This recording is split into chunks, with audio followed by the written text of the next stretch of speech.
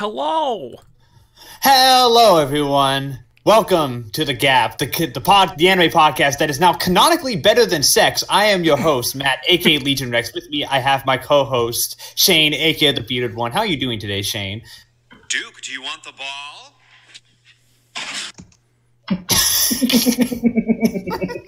That's how I'm doing today. Is that how you're doing? Is that how you're doing today? No, the sound at the end is how I'm doing today. All right, that's great to hear. With me, I have my other co-host, Spencer, aka Beery Burton. How are you doing today, Spencer? Is that what we're calling him now? Yeah, that's his name now. Two E's. Which two E's? Two E's, don't forget that. I'm good. I got a water bottle. Got an Alexander Keith's. I got my phone. I got my bros. I got One Punch Man. Why do you have an Alexander Keith's? Because he hates good taste. That's why. Because I'm in my own house and I want a drink. Fuck you. Oh. All right, fair enough. Wow. With me, so we also have Josh, aka the Weed Machine. How are you doing today? Oh my god, he has a Twitter we can plug now. Привет. Да, you're a device. Go to it. Oh god, we're doing this again. Hello. Yes, I am here, and I'm ready to talk shit. Yeah, we're doing this, and with us we also have our special guest, Adam, aka Mao Zedong. How are you doing today? It's the MVP, the most valuable podcaster. That's him. That is him. This is already a train wreck. I don't know where the gap would be if it wasn't. Dude. It's always a mess when I'm on. He does have a pretty good point. No, he has a really good point. Very valid. Not a train wreck. Don't know what G.A.P actually translates. It always goes to hell. Listen, we already know what G.A.P translates to. It's actually just generic Adam podcast. Generic Adam podcast. I thought you were going to say generic Adam pancake. See? Wait. An Adam pancake. No, it's give Adam pancakes. That's what give Adam pancakes. Give Adam pancakes. I'm more on board with that. Can I change the Twitter page to that? Give Adam pancakes. It's just just a picture of Adam and we're giving him pancakes. That's what it is. You're just shoveling pancakes in Gisele's mouth. I think that should I've been on 4 of these damn shows and I already have my name in the title. Adam, Listen, I think that should be the title of the episode. Is just give Adam pancakes. Give Adam pancakes. There you go. Also, I think I have your new Discord name for April. Give Adam pancakes. And it's just Javel with a pancake in his mouth. Yes, please. All right. We got a lot to talk about today. This is going to be a very stacked podcast due to a multitude of different reasons. Kind of like a stack of pancakes. Yes, like a stack of pancakes. Yes, exactly, Shane. That is a transition that I planned for and wasn't made up on you by the spot. All right. We have a lot to talk about today. We have the end of season awards, as is the end of season. All the shows are wrapping up. Everything's done. At least by the time this episode goes out, everything will be done, which means that the new season will begin. We'll also be talking briefly about the stuff we're looking forward to next season, as well as news and our featured anime of the podcast, which, as you can see, is One Punch Man. I'm pretty sure everyone's excited to talk about that in particular. Wait, I am? I mean, it's the reason why we have 5 people. So yeah, it's exactly why we have 5 people. So and you can blame One Punch for this hell. you can blame One Punch. So let's try to get started with end of season awards. Let's do these first because these are going to take a little bit. Another season is come and gone. Before we get into our specific awards, Shane, what did you think of the season as a whole? There was a handful of really good shows, and everything else was just kind of there. Yeah, it was pretty much. It was a pretty dead season. Spencer, would you agree that it was kind of a dead season? I have never been so overjoyed and so underjoyed to watch anime in my entire life. I think Shane and you heard this all the time where it would be like a Wednesday or a Tuesday. I'm like, what comes out on Tuesdays again? And you're like, oh, this. What comes out on Wednesdays? Shield Hero. Oh yeah, Shield Hero. I'm watching that. Well, there's a lot. There was a lot, and yet surprisingly nothing this season. Which is a damn shame because there's some really good stuff this season outside of that. Dude, last winter was fucking stacked though. Last winter was crazy. Last winter was real good, but this winter, not so much. Stunning lack of things like Kokoku and Place further than the fucking universe. Further than the fucking universe. Killing Bites. And Killing Bites and Killing Bites. That other anime that we watched. Anime we watched. Violet Evergarden. I think it started with a P or something. I don't know. Started with a V. It was about a team, and they were epic. I don't know. Oh yeah. Yeah, I think it may have been called. I think it may have been called Promise Neverland. I think. I think so. Actually, yes. Right. The thing is that could also work for Promise Neverland. Let's get into specific awards, and let's start with the one that I feel is the one we start with every time with this, and that's best animation of the season. All right, let's start with Adam. Let's start with Adam, who does not watch anime seasonally. I watch 4 animes a year. I don't know what seasons are. Well, usually there are times in the year. If you say the word fall to me, I'm gonna be like, "What the fuck are you talking about? What the hell is spring?" It's usually from April to June. I honestly don't know if you watched any anime from this season. Oh wait, yes, you did. You watched Kaguya. You watched Kaguya. Yep. I wanted to because I was sad, and it was good. And I stopped watching it because I'm going to date myself here, but we're all in university, and exams are around the corner. Yeah, so I stopped because I don't want to fail. Oh yeah, wow, Shane. Yeah, Shane, with your no exam classes. Hey, that's not my problem. Yeah, best animation goes to Promise Neverland. That's my opinion. The show good choice. Watch. The show he didn't watch gives it to Promise Neverland. Not a bad choice, all things considered. To be not a bad choice. Yeah. But let's start with Spencer. Spencer. Let's start with Spencer. What do you give best animation of the season to? Because we all know what it is. We all know what it is. I mean, maybe for you guys, but I didn't watch it. Remember?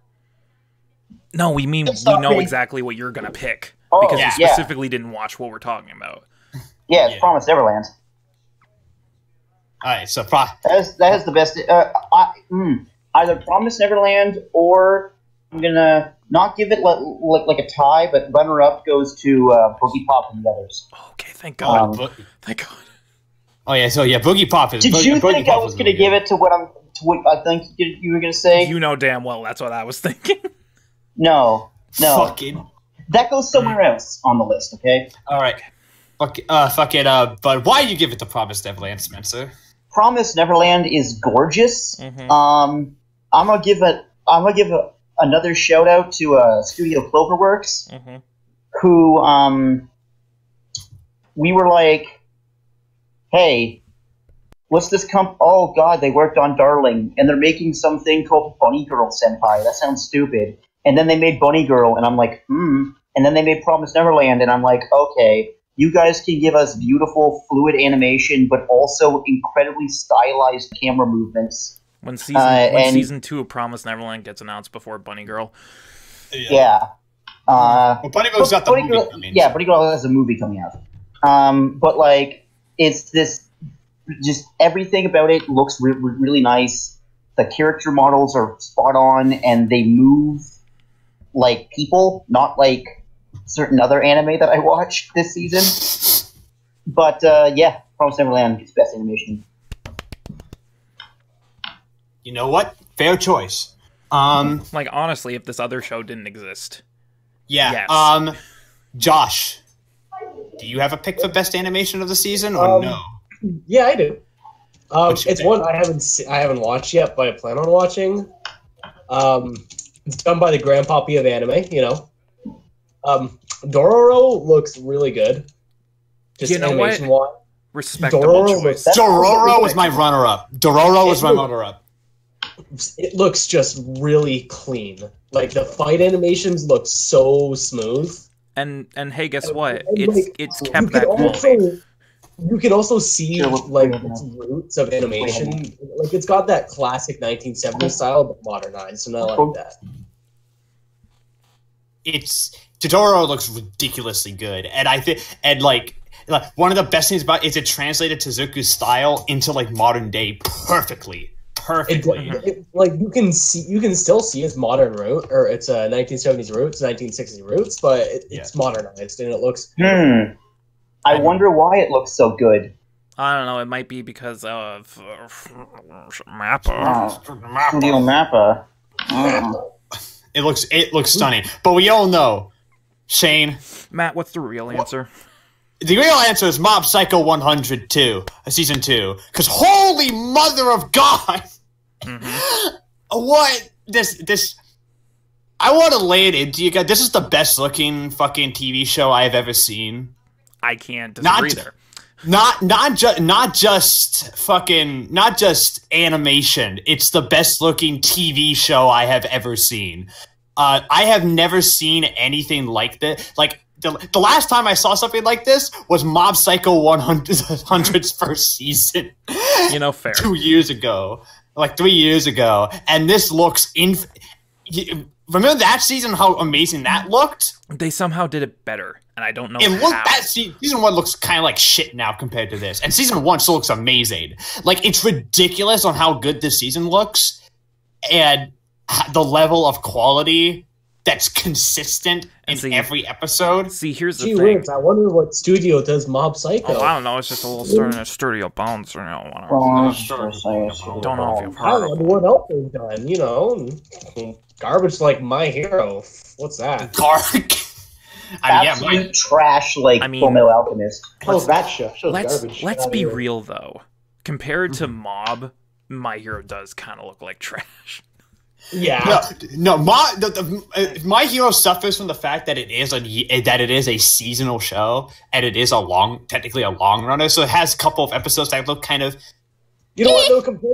Compared to other seasonal shows, it still is pretty decent. Oh yeah, like it looks fantastic for the most part, but but Mob is. Oh my God, I fucking episode 5 alone Here's the thing though, Matt. We freaked out about episode 5, right? Yeah, you haven't caught up. Yeah, I'm not caught up, but I've seen stuff from like episode 11. Oh, dude. episode 11, dude. So I've seen stuff from it. Holy shit! Mob is a 2-core, right? No, it ends on No, Monday. It's not. And I've checked the listings of arcs. The arc after where it's supposed to end is not going to be enough for a full season, so I think they might be doing a movie. I could be wrong though. Because all that's left is like 10 chapters. So. All that's left is the final arc, which is like all that's left is the final arc, which is that, and that's it. And that's like the amount of season, and the entirety is like 5 to 6 episodes. It's not nearly enough for a full season. That just makes me sad though, knowing that Mob's going to be done.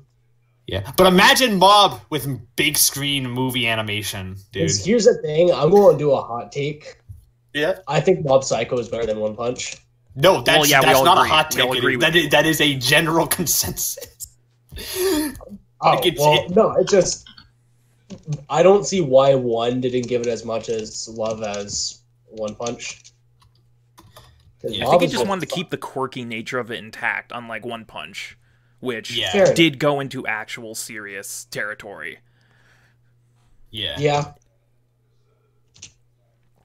I think he just wanted to keep that like low key. Yeah. And also, One Punch makes more money. Yeah, One Punch makes more money. But so with that, let's talk about the show that we were watching this season and we loved watching, but asked ourselves, why the fuck are we watching this? This is our guilty pleasure of the season.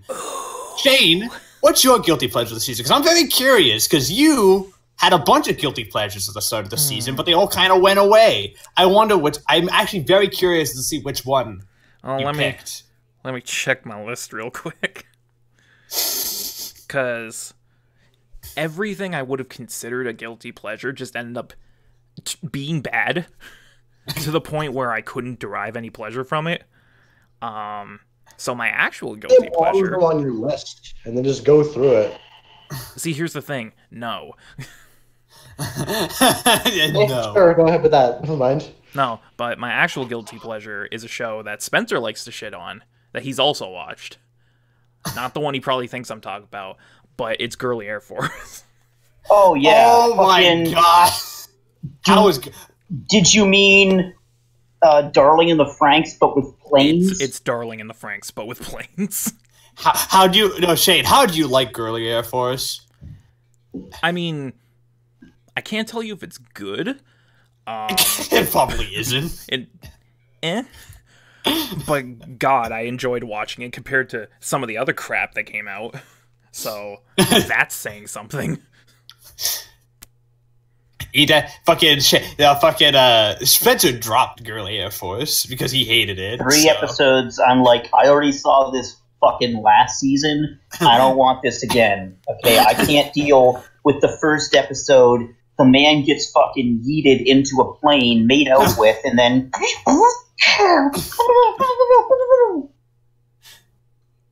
hate it. You know what? That's a good pitch for a show. I'm gonna make that. It's already been made, Matt. It's already been made. Dude, they made it twice. I can make it again. Shit, you're right. Next up is fucking Darling in the Franxx, but with ships. Darling in the Franxx, but tic-tac-toe.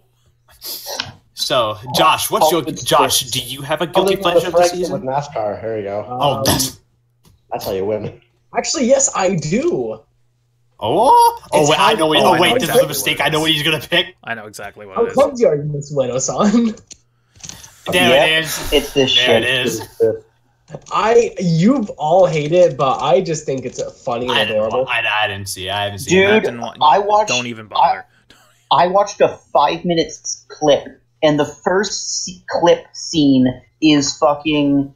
Somebody's like, that's sexual harassment. Hey, my phone's dying. And she fucking lifts up her skirts like, I have your phone charger. And it's just like, that's not funny. I'm laughing at the fact that was what animators and people wrote as a joke. That was supposed to be the comedy of this show, where she pops out of a fucking present wrapped up in ribbon with a sign that just says, eat me. Like, that's not funny. That's sexual harassment. It's a weird place. You see, here's the thing. Do I care? No, you don't. No, you don't. You're a whole-blood psychopath. A whole-blood psychopath, as opposed to a half-blood psychopath, which is only half of a psychopath. Harry Potter and the half-blooded psychopath? Yeah, pretty much. Spencer, what was your guilty pleasure of the season? Because we all know what it is. Beat the shit out of him next time I see him for saying this. My guilty pleasure is a show that I'm going to preface is probably the worst animated show I've ever watched in my entire life in my 21 years. But it's like, is this the room of animated shows? Taboo Tattoo, man. 100%. No, Taboo Tattoo made me physically upset.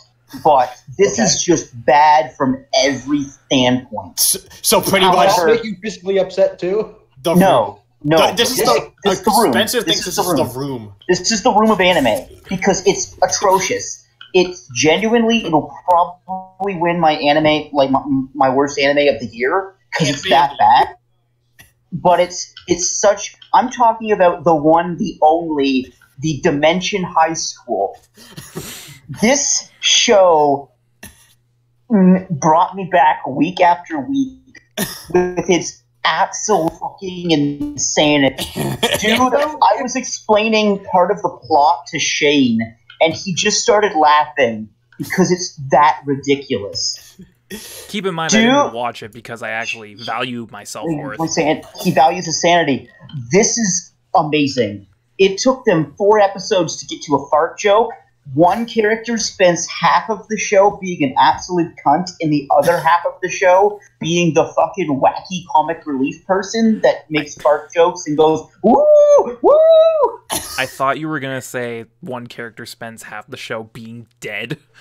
Yes, you're correct. The fucking senpai spends half the show dead, okay? Literally like being inhabited by a sphinx. No, half the show. No, there was a character that was dead for half the show, and that was Spencer's own will to live. Live.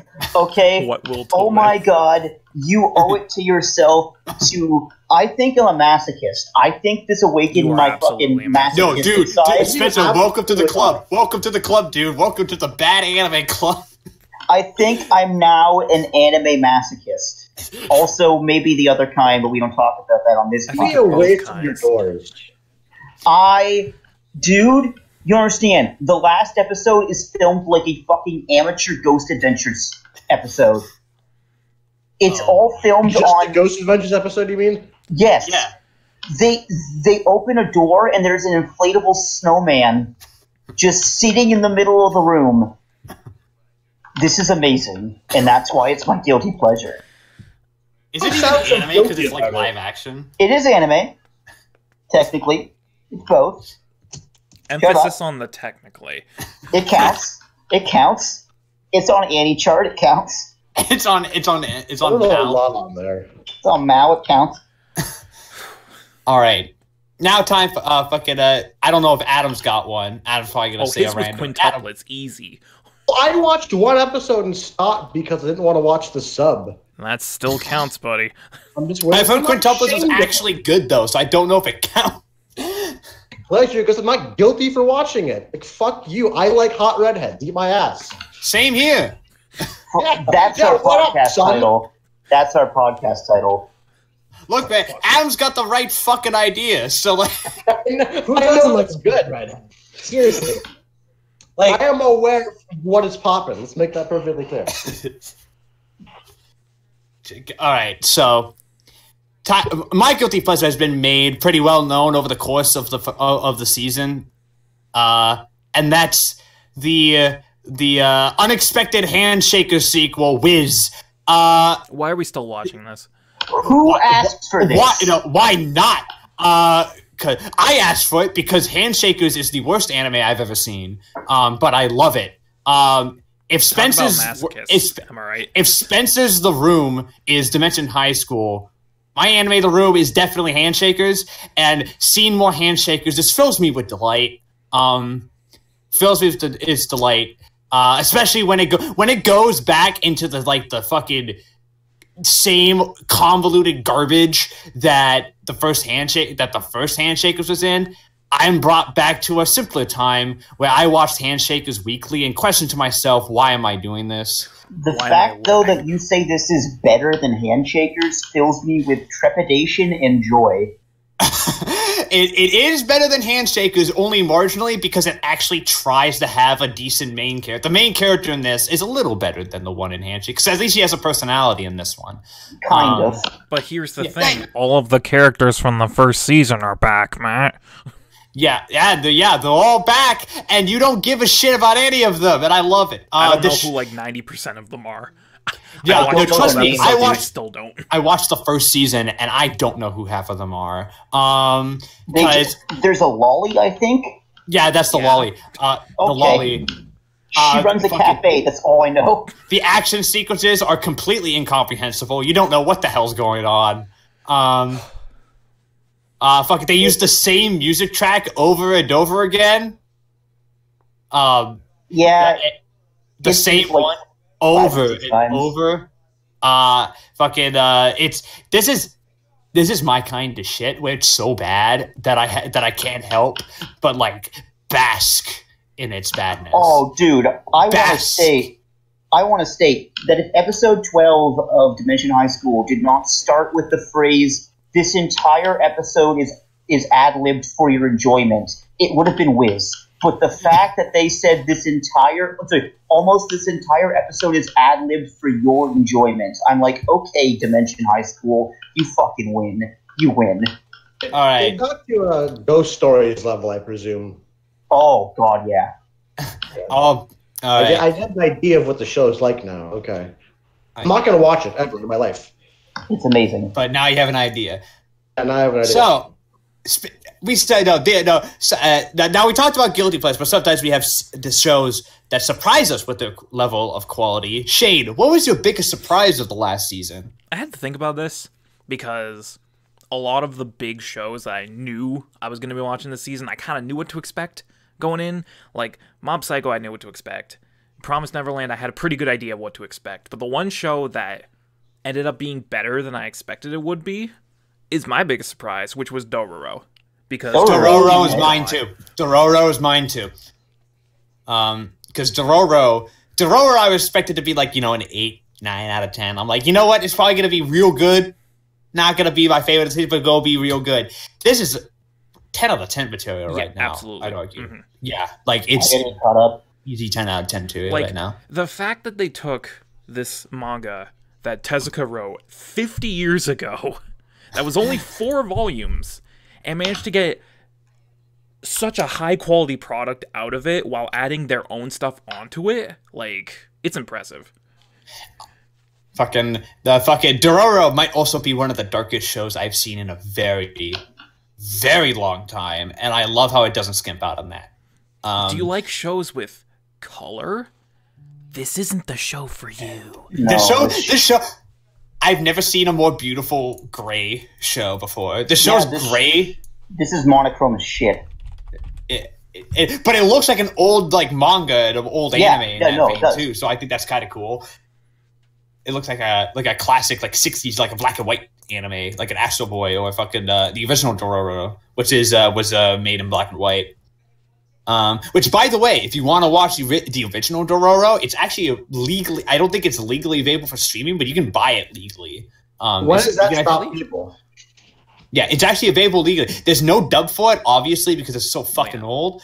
But you can actually find it. I'm pretty sure it's on Blu-ray. I think they've released. I'm pretty sure they've released it legally on Blu-ray here in North America. So I recommend checking it out because I've seen clips from it, and it's definitely dated in terms of animation, but storytelling quality is. If you like this Dororo, you're gonna like the older one because it's pretty much the same. The original. Yeah, it's pretty much the same, albeit a little bit more lighthearted.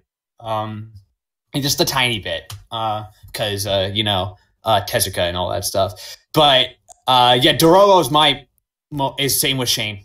Most surprising show of the season. Spencer, what was your most surprising show of the season in terms of quality? I think me and Spencer might have the same. My most surprising show of the season was a show with a very simple concept that I did not expect to be as good as it was. I have a feeling I know what it is. I think I know what it is too. This concept is very simple. You have a boy, you have a girl. Mm-hmm. Mm-hmm. It's the age-old story of romance. Mm-hmm. However, what happens if the girl is the heiress to a big company and the boy is the student council president, really smart, and both of them don't want to admit they like each other? Well, you have the single most surprising show I've ever watched, Kaguya-sama, or the full title, which is Kaguya-sama, The Geniuses' War of Love. Oh. For such a simple concept, you sure gave it a lot of words. It's fucking good, okay? It's fucking good. The last time I belly laughed that hard at an anime was at Comic Girls. I thought it was daily lives of high school and Tadakuni was just laying there. True. I forgot that was... Nothing. You forgot? No, correction. I thought I had watched Comic Girls before that, so I just had the dates mixed up. But yeah, no. Fucking Christ, the show, dude, is so well written, and Chika is the bestest girl. Incorrect. And I haven't even seen the show, and I will argue that. And I genuinely consider this to be one of the best romantic comedies I've ever watched. Incorrect. Every joke fits. Every punchline hits its mark. The characters are enjoyable. The story's really good, and I was surprised that a dumb boy likes girl, girl likes boy, but they don't want to tell each other that they like each other. Story could be this in-depth and make me feel emotion. That probably has to do with writing and directing and all that, so... Yeah, so shout out to those two guys. Those two guys. Josh has the same pick, I'm going to imagine. No, it's not actually. Oh, okay. What was the pick? So I know again. Shane already probably can guess what it is now. It's one that the first episode got so much shit, and I was like, Oh, am I really yeah, gonna- I know what it is. and I was saying, there was like, am I really going to watch this? Like, from how much shit everyone's been talking about it. Oh, I know. And I decided to try it because I was like, you know what? I've watched a lot of this genre, and I was like, I might as well. And that is Rising of the Shield Hero. Mm-hmm. You know what? Fuck, it's really good, man. Fuck, it is really good. I will admit the first episode has its problems, especially, 46 minutes. It didn't need to be that long. However, I never realized that it could be so fucking good. I was like, oh, some whiny-ass kid got betrayed by a girl. I was like, oh, wait, no, she's just an actual cunt. And this show is great. It's got good storytelling. It's got what it takes to be a good isekai. It's got something that I don't think any isekai's done before, or you can probably, Matt. Is there an isekai where the character actually goes back to the real world? Mm-hmm. Okay, never mind then. Wait. I know you. No. Don't mind me. But anyways, Wait. it's good. It's surprising. Run it. Yeah. Matt didn't say mm-hmm to answer your question. Huh? Oh. Well, actually, let me think. He was like, Matt said mm-hmm because he thought you called on him to be like, are you still here? Not to answer your damn question. Oh, no. Matt. Yeah. Is there any other isekai that has a character return to the real world? I really can't. Does Inuyasha count? Because that happens there. I guess, technically. Sword Art counts. Sword Art's not an isekai. Yeah, but that's yeah. Oh, it's Sword Art's also a sword art, and we don't talk about that on this podcast, so it's Until we redacted. eventually cover Sword Art, and then Until we everything goes up in inevitably cover Sword Art. Because it will Which happen. will be a sad day. It will be a very polarizing podcast, and so please bring your blast shields for that one. Polarizing, everyone will just say we hate it, because we all do. I don't hate it, though. That's the problem. So, like... I don't hate Sword Art. I haven't seen it. Listen, online. this is I'm for already another against time. it. This is for another It's time. online, so Start Adam hates killing it. everyone. Alright. Let's move on to most disappointing. Because there's a lot. Because I'm gonna start with Shane. Because there's a lot of shows that for Shane you could argue were disappointing for him. But I want to know which one pissed him off the most. It starts with a D and ends with a domestic girlfriend. and D and ends with a domestic girlfriend. Hey, that's my same as me. Because it's just like, I don't know what. Can't think of what you're talking about. oh yeah, no idea. How come I'm not? Oh, you mean domestic girlfriend? Good job, son. Yeah, Way to pick up on that show's garbage. It started off so promising though because it had really good rating, but it quickly got real gross. You It can got- say that that way. the majority of people rating anime. Listen, Japan.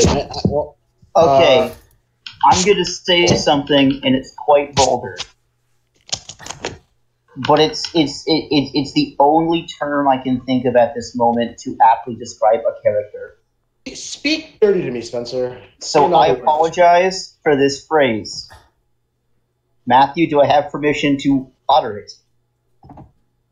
Yes, you have permission. Better Okay, not say the N-word. one character in Domestic Girlfriend is literally a cum dumpster. What? Yeah, I no, know that's exactly her. what you're talking That's about, her. too. word I was expecting. That is her only personality trait, is that she's been filled to the brim with mayo by like 26 seasons. I know exactly who you're Yeah, talking about. The I'm making sad it part fine. is, That's the sad the part is on the is calling that time, like, is that she's still the best actual girl in that show. I did not expect you to use that. So I'm expecting like a weird racial slur. I don't know why. What? Why would I use a weird? fucking I we just have use no Spencer drops the hard R on the podcast today. I also love how all of you are fucking, how all of you were quiet so people can isolate that audio. Hey, isolate Spencer saying "cum dumpster," please and thank you. Cum dumpster. I wasn't expecting I'll put that on the Twitter. Make like a hardship remix to the Spencer saying "cum The dumpster." title is just that, but it's because of the name of the phrase. It's just all censored. It's just a bunch of fucking pound signs. Or asterisks. And finish it with an R. Just finish it with the letter R. And they're gonna take the wrong thing from that. I think. There's a silent end.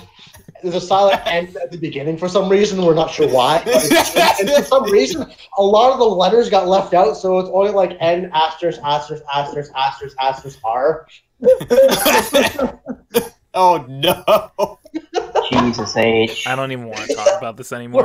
We're off the deep end. Let's get back to what the fuck? What the fuck were we talking about in the first place? The most disappointing shows of the season. Domestic Girlfriend, which is also mine, by the way. Because that show started off really good and then started off promising became and really then it got gross. really bad. I didn't watch Domestic Girlfriend, not because I didn't watch it. I actually wanted to at the start. I don't want to anymore, but I wanted to at the start. I just didn't have time. My most disappointing of the season is one I haven't talked about yet because I had a chance to watch it with a friend of mine, so I didn't get to record it. But I watched around 4 episodes of it. And I'm very disappointed in the fact that this is again a show. This is a show that had a fucking phenomenal first episode, but quickly devolved into fucking torture porn and really fucking like ultra violence for no reason, sexual assault, about my personal life. Damn. and for no reason. And that's Magical Girl Spec Ops Asuka. Really?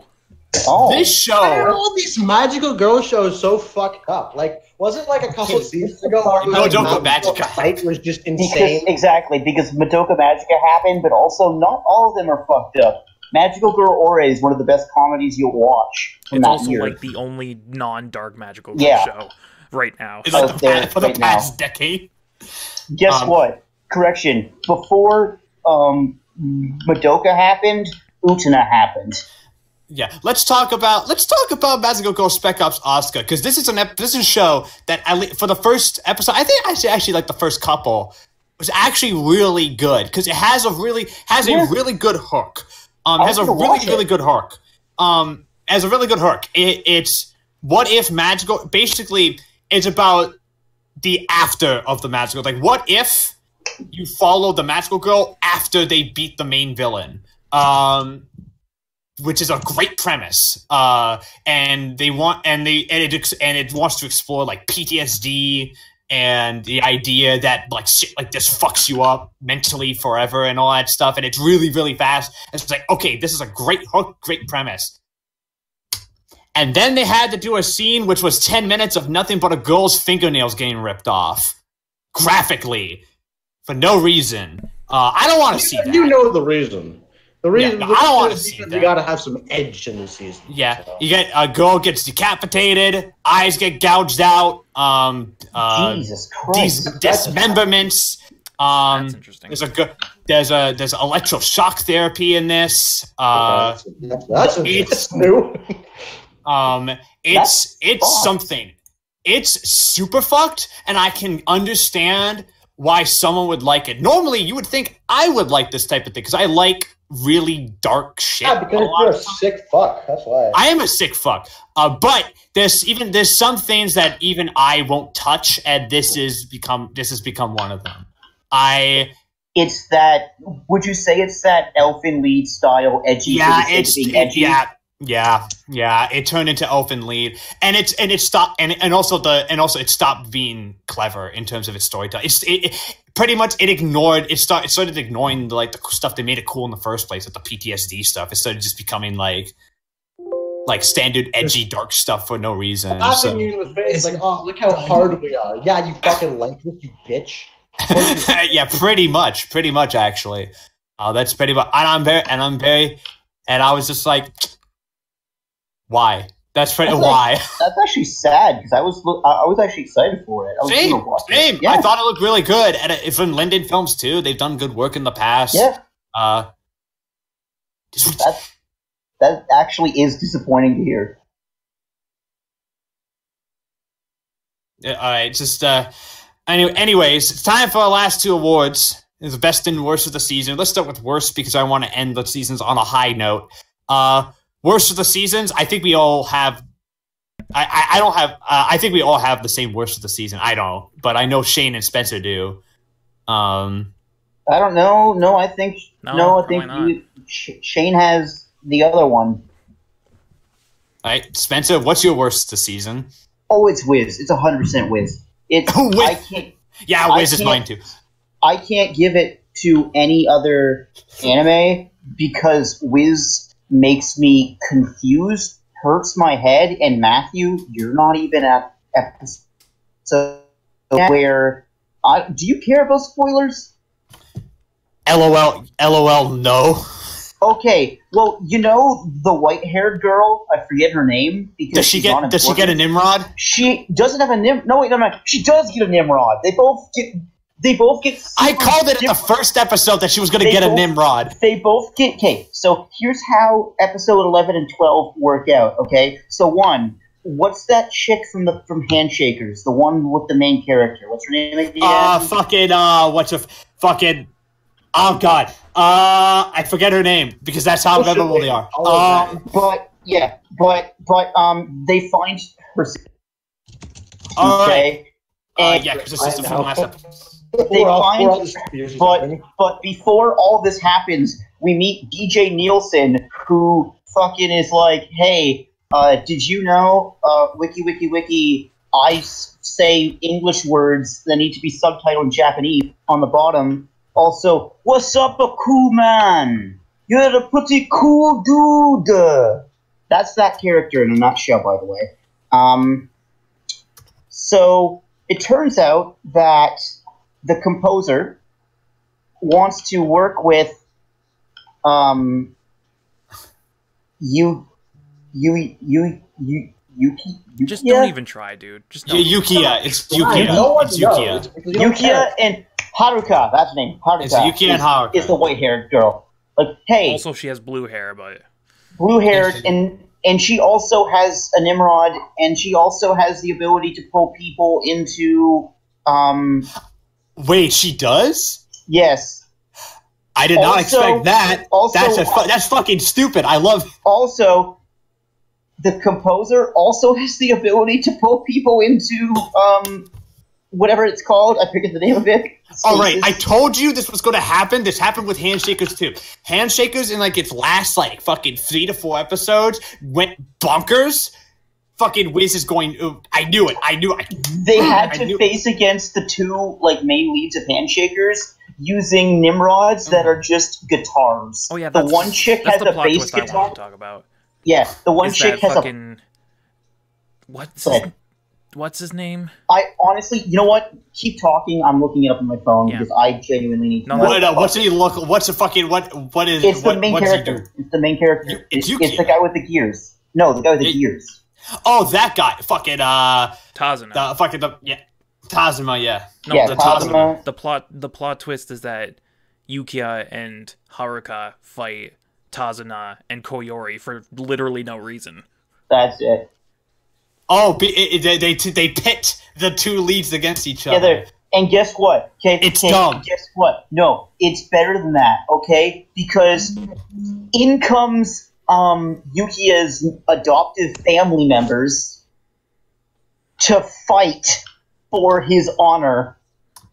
Why? Because Yukiya has discs because he's a DJ, that he can create and slap onto his weapon, his Nimrod, that can temporarily pull people into Ziggurat, even if they've met with God. Because remember, once you meet with God, you can't get back into Ziggurat. Even though they already did that before, but whatever. They never met with God, though. That's what I don't understand. Is that from what I remember of the official Handshakers, it's only two people. Coyote lost. They fucking lost. They lost. So they get pulled in. Guys. Everybody else gets fucking not pulled in, and Wiz is the biggest plot train wreck that I have seen in a long time, and I think the new episode comes out either Saturday or Sunday. I don't know why you're all getting so heated about this, because it's not even that exciting. I'm so excited. Why? Because I'm now Matthew. Feed me the bullshit. I have a pen. I'm pretending it's a heroin needle, and I'm gonna fucking stab myself. Ow! Y'all just need to cool down, man. So, what was your worst anime of the year, Matt? Year? You mean of the season? Well, it's the year right now, but the season is it's whiz. It's whiz. Like there's nothing beating it. You still need to finish it though, by the way. Yeah, for all the same reasons that you have it there. Shane, what's your worst anime of the season? The real answer is Dimension High School, because it's atrocious and it's actually one of the worst things I've ever seen in my life. Not even just anime. Like, it's an insult to media in general. It's an insult to Shane. Not anyone else, Shane in particular.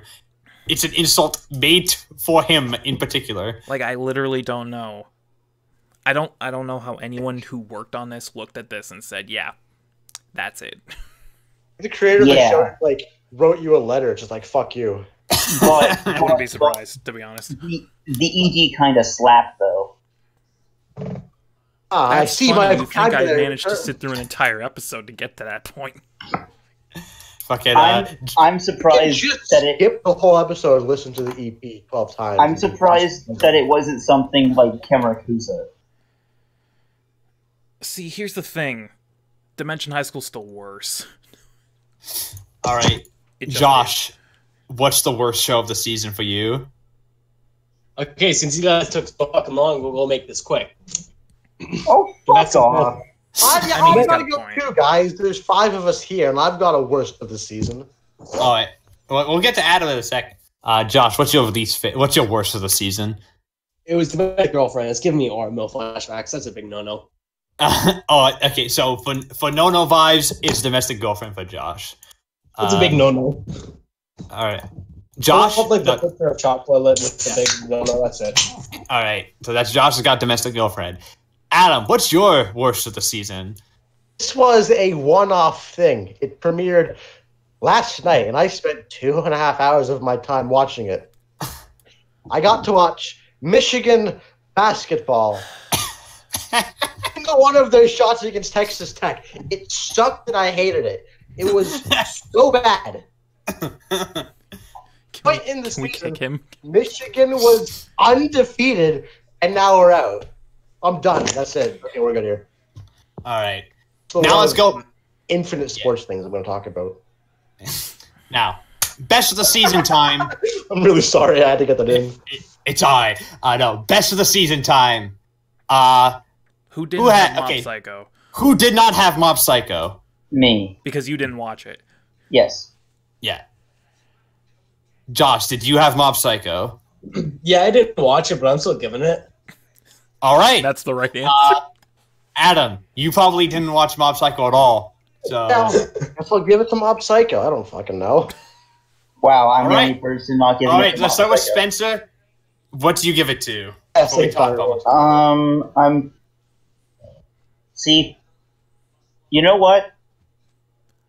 I'm gonna, because I set a rule for myself that I don't give multiple awards out to the same anime, just so I can talk about different anime.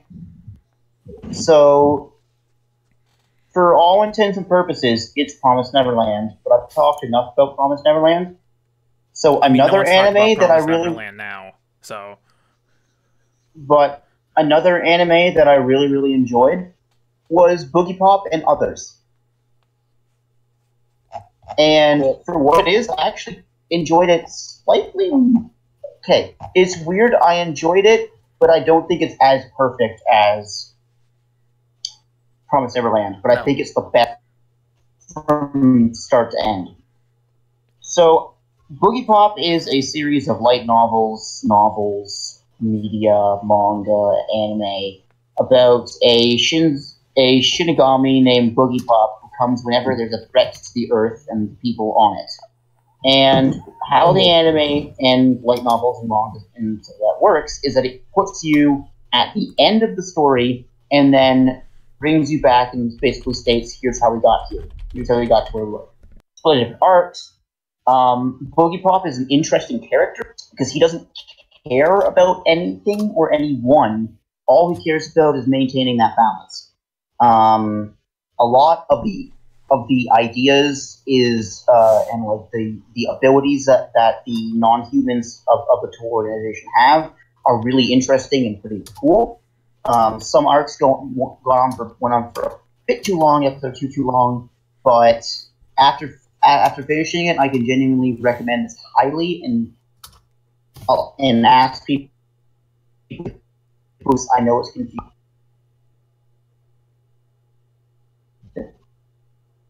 Uh-huh. Mm-hmm. Mm-hmm. I need. Go ahead, okay. talk about.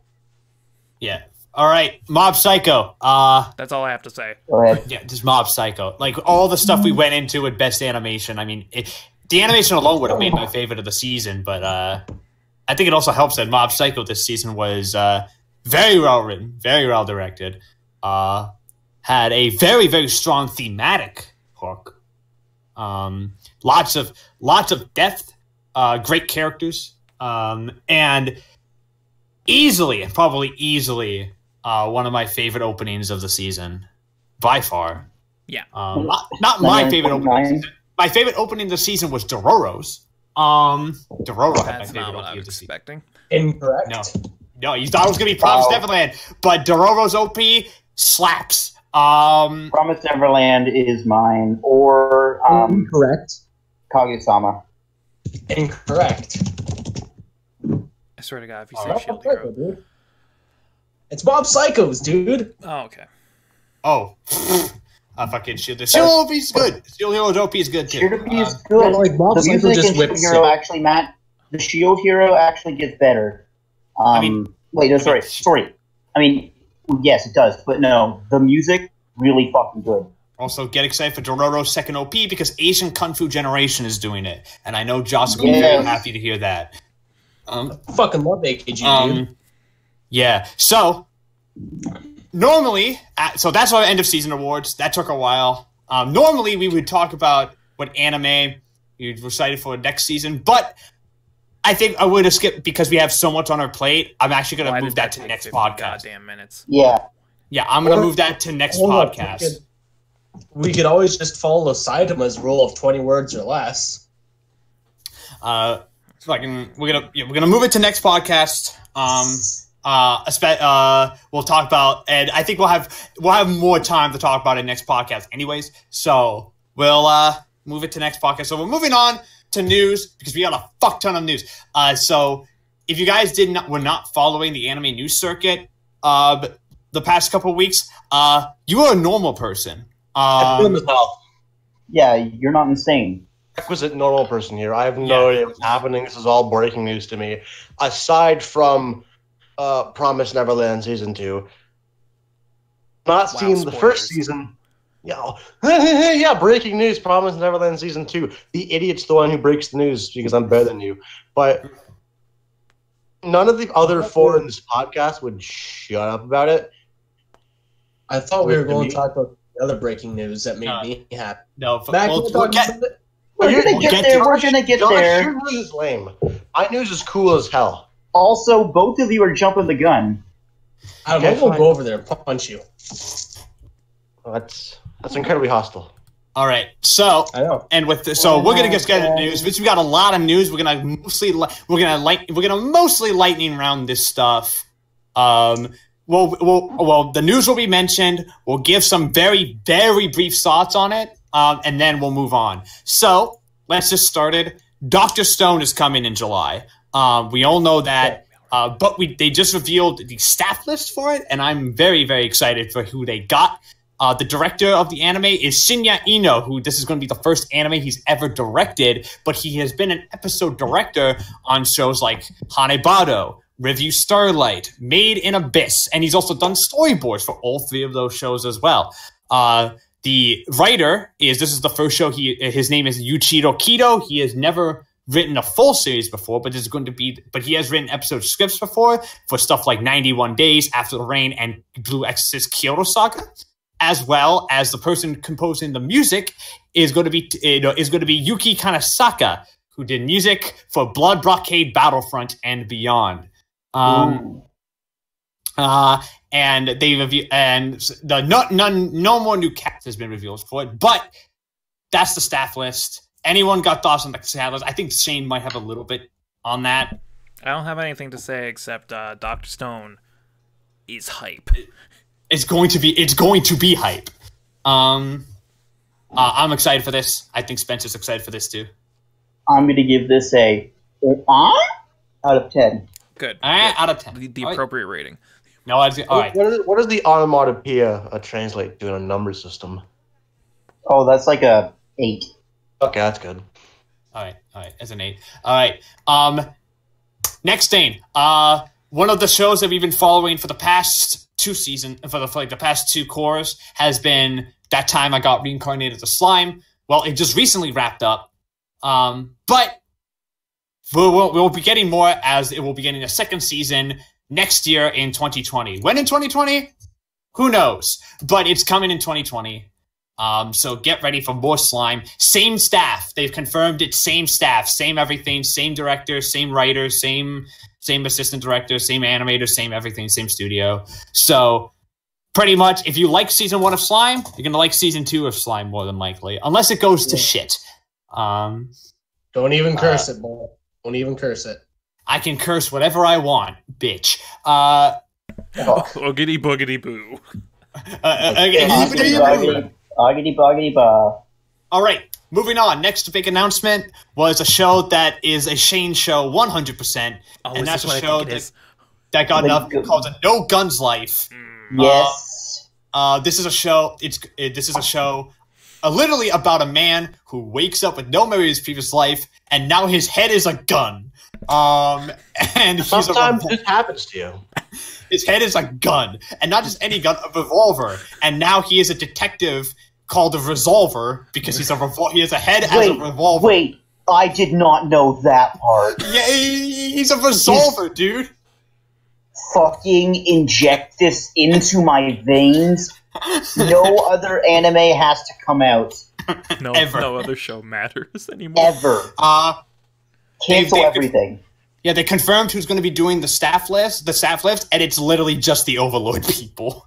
Like, same director, same writer, literally the same team of Overlord. So pretty much, it's over. If you liked Overlord, you're probably going to like this. It's the same exact fucking people. Shane's really excited for this, by the way. Like, so stupid. Count me in. Count me the fuck sign me in. the fuck up, dude. Fucking watch this show be like rad as fuck. This show might be like one of those so dumb it's rad shows. It's giving me Inferno Cop vibes, if I'm being completely honest. Yep. I mean, we all know how amazing Inferno Cop is. No, Inferno Cop. If it's as good as Inferno Cop, we are. We are in for something. Let's move on. Next announcement. Nobody watched it, but I'm pretty sure that it's on Netflix for those to watch. Baki. The Grappler, yep. Yeah, Baki's getting the second season. Baki, first season has premiered first season is available on Netflix, and it ran for 26 episodes. They confirmed that it will get a second season of also 26 episodes. And again, Netflix will be the exclusive venue to debut the season. But that's also because it's also a Netflix exclusive in Japan. So, is that weird? Baki is weird where it aired only on Netflix, but weekly on Netflix in Japan. Why don't they do that over here? Apparently it was a rights issue with the Japanese the manga publishers. For what I understand, it's very complicated as to what the fuck happened. Pretty much all you need to know, Netflix wanted to get its Western release out faster than they wanted to, but apparently they had problems with the Japanese people. So maybe same thing might happen to season 2. But all you need to know is that it wasn't Netflix's fault for the reason Baki came out as late as it did. But new season of Baki, I need to watch Baki because I've heard it's great. It looks big, muscly dudes beating the shit out of each other. Do you? Yeah, Yeah, I do. That sounds great. do you want it? Do you basically? It's basically sumo, but if sumo, if they were all super jacked and also killed each other, also killed each other and was in a prison. So nothing like sumo at all, actually. But now let's move on. Next announcement. We got more news on Promare. Promare has an official release date, and that's May 24th. So mark it on your calendar. Mark it on your calendars. Promare is coming May 24th. May 24th. They released new visuals and they released new cast members, including what is sure to take the place of the talking mole as Spencer's new favorite animal character. There's a character in this called Vinny, who is a mouse with a little firefighter helmet that is the mascot of Burning Rescue that follows the main character around, and he talks. Oh, fucking no. Please, okay. This will be my favorite. This will be my favorite anime character if when he talks, it's a Japanese New York accent. He's played by Kendo. It's got to be the NYC Guido voice accent. He's played by a Japanese comedian. He's played by a Japanese comedian. So maybe actually, I just want the mouse to start smoking and go, "The fuck you doing here? Get out of my way! I'm trying to put out these walking fires." I just love how its name is Vinny. Vinny, that's my favorite, actually. Oh, God. You and the talking mole should get a drink and talk about firefighting. And they're both in It's firefighting weird that they're related both shows. Like, It's a odd. coincidence. Why are we getting so many firefighting related anime this year? I don't understand. All right. Time. Let's move on. We got a lot of Ava news this week. oh, here we go. We got a lot of Ava news. We're gonna keep it brief because I'm pretty sure everyone has talked about it on Twitter. But we have a release date. Not only do we have, we're gonna keep this one brief because I'm more interested in the other news. Ava's coming out on Netflix on June 21st. So mark your calendars down. If you want to watch Ava, it's gonna be on Netflix. But with End of Ava as well. So End of Ava's coming that day as well. It's all getting released at once. So if you want to be depressed, watch Ava. I like depression. Want to have an existential crisis about everything you've ever done in your life? Watch Pretty Ava. much. Day, Adam. Pretty much. But what I'm more interested in is new Ava Rebuild. Oh, okay. Rebuild. Oh, they've begun dialogue recording. They've begun voice work on it, which only happens in anime when the animation is pretty much almost done.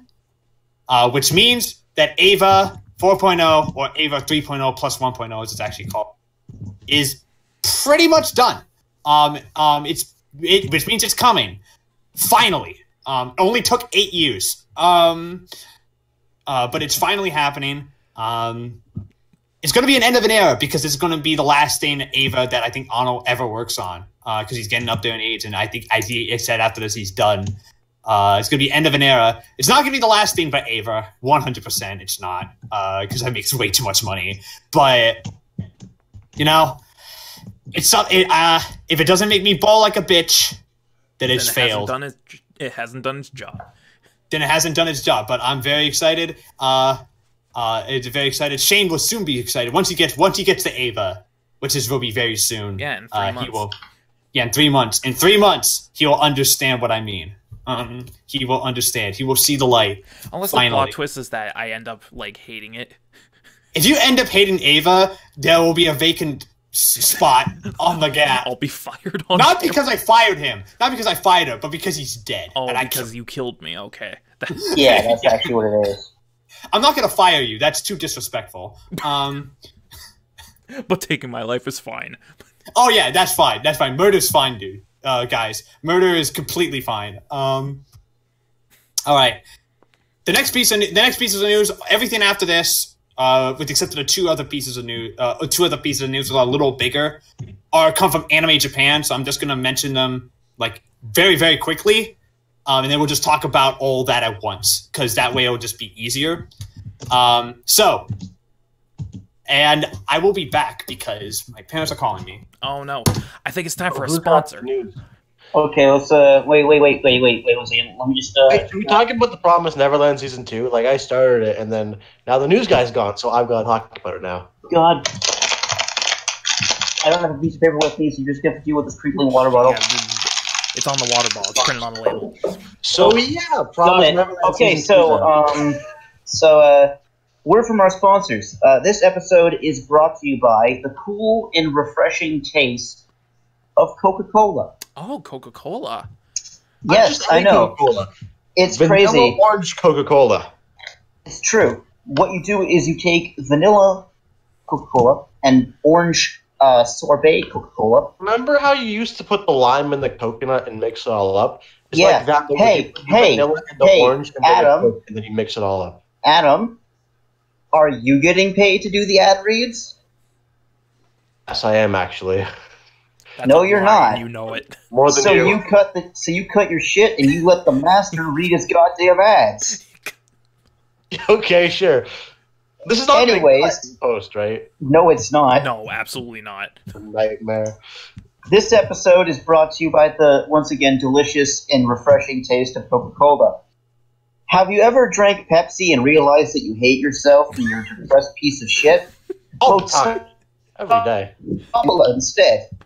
That's right. Coca-Cola is made from water, glucose, fructose, corn syrup, sugar, decyl hydroxide, and a bunch of other fun-sounding words. If you don't want to be a depressed piece of shit, drink Coca-Cola. That's gonna make it worse, honestly. Now back to Shane with our other ad read. I don't know why that killed me.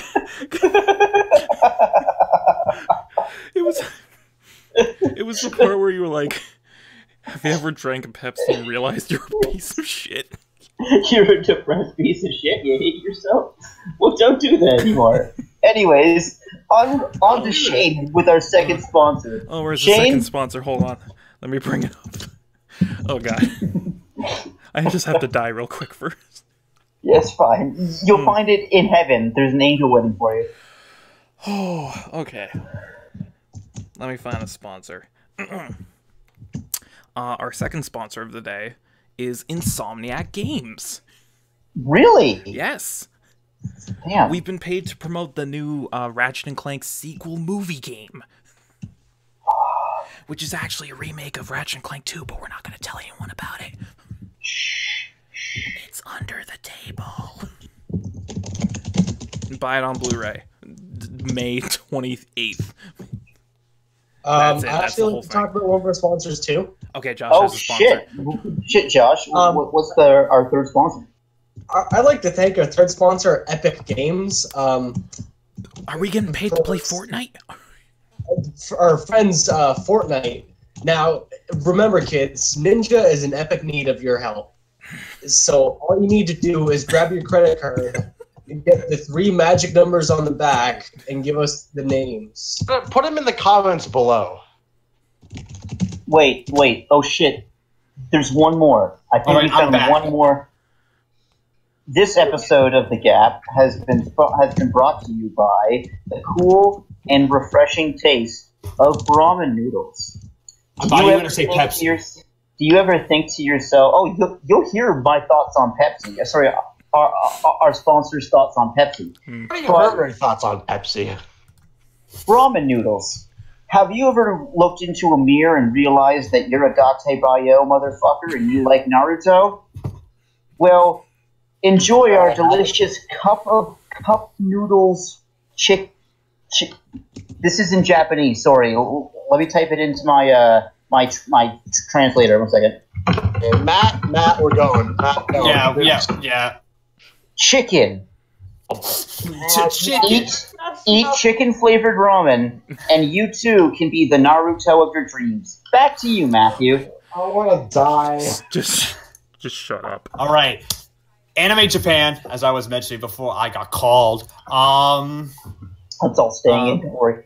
We're going to get through all of these really, really quickly, and then we're going to move on to just talking about it as a whole, like what's some favorite like pieces of news and stuff. All right, so Somali and the Fall of Spirits getting a anime. This is significant because this is an anime that's pretty much universally acclaimed. It's going to be. If you for a brief synopsis, set in a world of ruled by spirits and monsters, and humans are the ones being persecuted, and they're driven to the brink of extinction. And it's about a monster who becomes who becomes a surrogate father to a orphan little girl who's a human. So great premise. My Hero Academia getting a second movie already. So they're gonna try to make this a year, like everyone. Pretty much, they want to make it like the Naruto films. We get them all the time. So get ready for My Hero to become a yearly theatrical event. Goblin Slayer's getting a movie. Or movie, I use that in air quotes. Pretty much, it's going to be a glorified. It's going to be an episode that's a glorified episode. That's a movie. It's going to be basically a feature-length episode, pretty much, called Goblin's Crown. It's coming this fall. Cells at Work is getting a second season. Who knows when? ReZero is finally getting the second season. Season's been in production since 2017. Okay. And more than likely will be, and again, but we don't know when that's coming out. Although the release date, the second PV says 2019. So I'm sorry, what? The new PV? We might be getting it in the fall. So pay your buttholes. yeah. My butthole It says 2019 on the PV. So so we might be getting it this year. So my butthole has never been more tight. There's another Psyche K anime, a Netflix original. Pretty much as a Netflix original. Pretty much Netflix has picked up the rights for Psyche K as a whole now. That's interesting. But it's gonna be a concluding.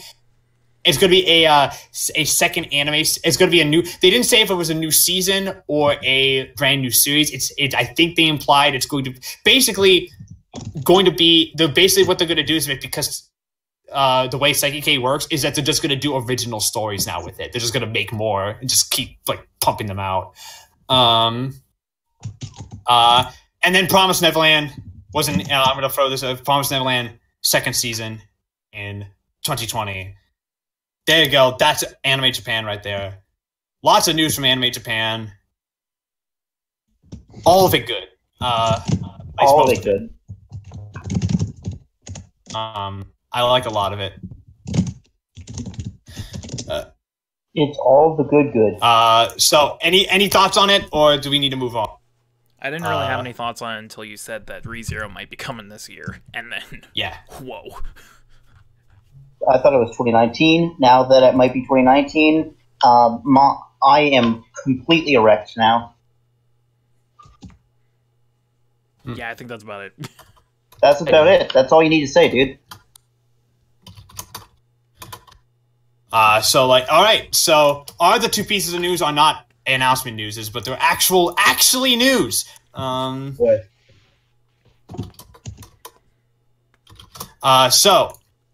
The first piece of news is that y'all fans of Ufotable, right? I do right? like Ufotable. No idea what that is. I especially like paying my taxes, Matthew. Yes. Speaking of taxes, do you guys like paying taxes? I paid my taxes like a month ago. If you pay your taxes, you're a herb. Thanks. You're hurt. Adam does not pay his taxes, confirmed. Just pay taxes. But Ufotable is under investigation because they tax it. The magazine reported on Thursday that the Tokyo Regional Taxation Bureau conducted a search of the anime studio Ufotable's offices on March 12th as part of an investigation of the company allegedly conducting tax evasion. Apparently, the tax evasion was because the president of the company was receiving all the money from the merchandise. So there's that. All that poor Type Moon money. All that poor Type Moon money. So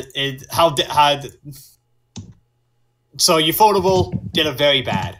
Ufotable, and today, Ed, we are going to shame them on the podcast right now. Very cool thing. They did not pay their taxes. Now, remember, guys, what do I always say? Do your taxes. Do your Never said that in your life, Spencer. You've heard me say it at least a fortnight. Can someone kick both of them, please? Fortnite. Fortnite is just 2 weeks. It's 14 days. All right. And our final piece of news is actually like serious news. It's about so normally I don't talk about this stuff on the podcast, but I feel like we need to bring it up because we have very strong opinions on it. And because for a very long time, for the past I want to say 5 to 6 years, the UN has been really wanting to track down on child pornography. So the UN has the Human Rights Division is now 100% considering and is more than likely going to go through that Shotokan stuff and lolicon stuff is going to be now classified as illegal on a international level. Thank God. Shit's crazy. Finally. Keep it away from Finally. It took this long. a bit too loud. But apparently this has been talked about for years and years, and of course the people protesting this online are the same people who like this kind of stuff. So no, but this is finally happening. We don't know what it's at. Again, it's the UN, so this could take anywhere from like a month to like a decade. So Years. All I can say is that if you are one of those sick fuckos who looks at an underage woman, underage girl, or an underage boy, and derives some sort of pleasure from watching them, aside from get help, all I can say is that may God have mercy on your soul. Yeah, fuck you, Digibro. Fuck you. This is a call-out thread now. Okay. No, fuck you. Because this is a thing. This is a thing. Not for you. But this is a thing that's so fucking pushed under the rug and just not talked about in the country of Japan that I think this needs to be done, and it needs to be shoved directly in those people's faces that what you're doing is wrong. Okay, Wataten is wrong. Okay, Uzamaid is wrong. Getting fined a week's salary with terabytes of child pornography is wrong. You shouldn't be allowed back in the business. Rurouni Kenshin should have ended at that point. Cancel it. It's still going. Oh, I know, it's still going. But heaven forbid you get caught with some form of drug, then you get patched out of Kingdom Hearts. Congratulations. You get patched out of Kingdom Hearts. You do cocaine, you're a hero. But no. If you want to prey on innocent children, you're all right in their books. Fuck you, and I'm so proud of the UN for doing this. For doing basic stuff, okay. Yeah, basic human rights that should have been done. That should have been done like decades ago. But the fact that we might actually be getting it fills me with some form of joy that has been long lost in these 21 years of my life. I mean, I can't argue with that. Yeah, can't argue. I guess he's right. When the bad man is right, he's right. So. Mm-hmm. But the worst person you know makes a great point. That's me. I'm that guy. Thanks for coming to my TED Talk. Yeah, we'll see you next time. I think why child porn is bad. Thank you, everyone. I know thank you. Then the hot takes. Just put the Spider-Man talking in a lecture meme just right there, and then there you go. That's Spencer right there. There you go. Yeah. All right, I think we're pretty much done with the news, though. It's been a fucking hour. Yeah, it's been an hour. So, you know. We didn't talk about the news for like an hour. Yeah, we talked about it 30 minutes. Yeah.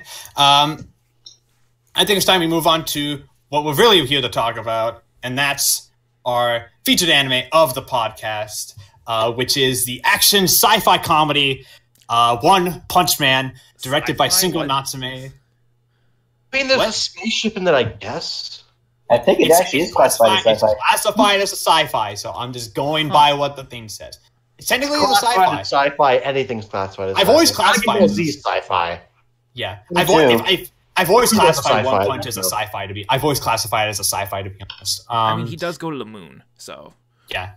One Punch Man, the action sci-fi comedy. One Punch Man, directed by Shingo Natsume and written by Tomohiro Suzuki from Studio Madhouse. It aired for 12 episodes from October 5th, 2015 to December 21st, 2015. And it's currently licensed by Viz Media, and its legal and its legality in terms of streaming is very complicated depending on where you are. If you live in Canada, like us, it's currently legally available to watch on Crunchyroll and on Netflix. it's not on Crunchyroll. What are you talking about? I thought it was on Crunchyroll. Well, I'm a fucking idiot. It's on Netflix. It's on Netflix for the Canadians, the cool people. Us. It's on Netflix in both sub and dub, if you wish to watch it. If you're in the US, it is on Netflix, but only in sub. The dub is exclusive to Hulu in the States. So, if you wish to watch it in dub in the States, please go to Hulu. Please go to Hulu. Unfortunately, we do not have Hulu in Canada, which really, really sucks. I want Hulu in Canada. That's stuff I hope we get it at some point, but we don't have it here. So, in any case, most of the time, just go on Netflix and watch it because it's on Netflix. That's pretty much the easiest place to find it. One Punch Man follows Saitama, a superhero who lives in a world filled with superheroes. Saitama has one power and one power only. He punches really, really hard, and he can kill anything in one punch.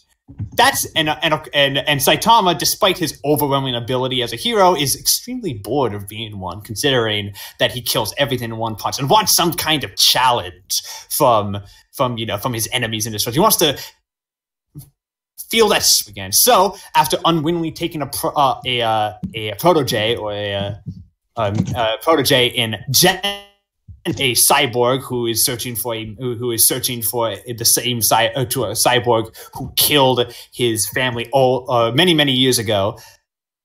Saitama in negotiation and try to find some kind of purpose in a world where there doesn't seem to be any purpose at all. What do you think of One Punch Man? Who are we asking? Me? I'm talking to you right now, dude. Yeah, because you keep cutting out. So. I apologize for that. So stop that. Stop. Get some help. Eat at McDonald's. Stop it. Please. Get some Sure, help. eat at McDonald's. You probably need help. You know That's what? why I eat at Good point. McDonald's. I need help. What do you think of One Punch Man? Many things, actually. I've seen the show like 6 times. Hold on, I'm gonna go through my record. Man. I watched it once when it came out. I watched it again shortly after that. I watched it again when the dub came out. I watched it again subbed after that. I watched the dub again with my sister, and then I just recently rewatched the dub for this podcast. So there you go. That's 6. 6 times. This is one of my favorite shows, like ever. Not just anime, just ever. Because it's something really special. Like, the fact that they took this story that was originally a shitty little webcomic and then turned it into this. And of course they based this off the manga that was, really fucking good. But the fact that it went from the shitty little webcomic to this is incredible. And I love everything about the show. I love the characters, I love the satire, I love all of the themes and everything that it ultimate discusses. blow up. Yes. Adam's right, it is the ultimate blow up. It is the ultimate blow up. And of course, this is one of, if not the best productions I've ever seen in terms of just pure animation and art. It's fucking incredible, and I love it. All right. Good. Well said, Shane. Adam, what do you think of One Punch Man? You are here on the podcast to talk about specifically One Punch Man. That's why he's here. Show is everything Dragon Ball Z wishes it can be. Ooh, that's a volcanic take. That's some fighting words. That is a Krakatoa take right now. Say it. Those are some fighting words, boy. Right. I'll tell you why I'm right. The very first episode starts out with fucking Vaccine Man. And Vaccine Man looks just like he walked out of a Dragon Ball Z episode. Like, he's It's like... just Here's the Piccolo, thing, dude. though. That's the Just joke. Piccolo. Yeah, the I'm joke aware is that that's the it's joke. voiced by Chris Do I look- Sabat. And he's also Pancakes. voiced by Chris Sabat in the dub, which also plays into the joke that he's just Piccolo. Do I look to you? Oh, dude, not the time. No, it's fine. It's. I haven't watched Dragon Ball Z very much. Like, I've seen clips of it, and that's all I really care about it. But One Punch Man, I think Dragon Ball Z is because Dragon Ball and Dragon Ball Z and Dragon Ball whatever the hell it is. It's like there's so much of it. Whereas One Punch Man is like essential elements compressed into a season. Mhm. Doesn't have all the filler that is associated with like these long running shows that are based off mangas. It does what Dragon Ball Z does at its peak because it's so short, it doesn't really fuck around with Goku charging a spirit bomb for an entire episode until it stops. And it's both. I watched it twice. So the first time I watched it like last year because I was like still getting into anime, and because I am slightly more into it, I watched it again. And both times I watched it, I just watched it all the way through, no stopping. Like I started at like 10 yesterday. I finished at like 1:30. It's It's one such of those a good shows. show. It flows so well, it should be illegal. Hard for me to explain why this show is so good, but I think my comparison to Dragon Ball Z and other shonens are, seems apt because it's a shonen that's commenting on shonens, and it's so compressed that it just cuts out every bit of fat that it was some other shows of its type. It just does it. That's it. Yeah. Well said. Very well said. Josh, Yeah. what do you think of One Punch Man? Well, One Punch was one of the first anime I ever watched. I watched it when it was airing, Mm-hmm. and that shit blew my mind. Like, it just blew my fucking mind. I was like, I never knew an anime could be so good. And I was so fucking impressed. I was like, God damn, this is good. I never knew that animation in general could be Everything anything about like it was this. there's like, I've always had a hard time explaining stuff, and especially this one. It's just fucking good, dude. It's fucking top tier. It is. I love the show, dude. Yeah. Mhm. Spencer, this is Spencer's first time. This was Spencer's most recent person to One Punch. Spencer, what do you think of Punch?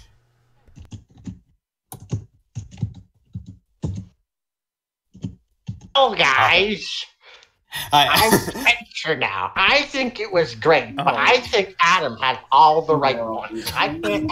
Oh shit! I think I don't know what. oh, Spencer. Yeah, What I'm you gonna ask you a question.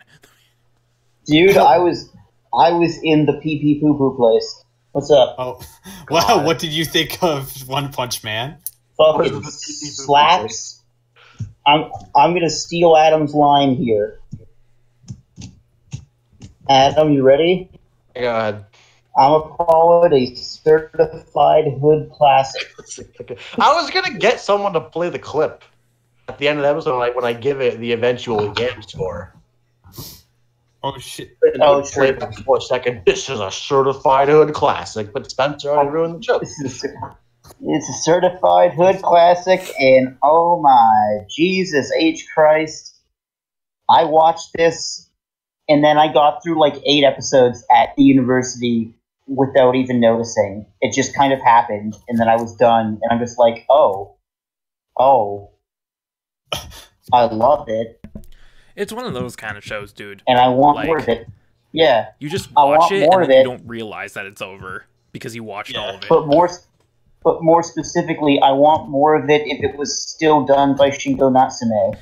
But it's We'll not. get into that. We'll get into that. But it's not done by Shingo Natsume. Alright. It's damn good. It's done by some random dude. All right. Can someone guess how many times I've watched? 3 times. 69. Nice. No, not even close. 70. No. Like 5. 70. What? What do you say, Shane? Like 5 times. I've watched it 6 times. 6 times. What? 6 times. This was going to be my 7th watch.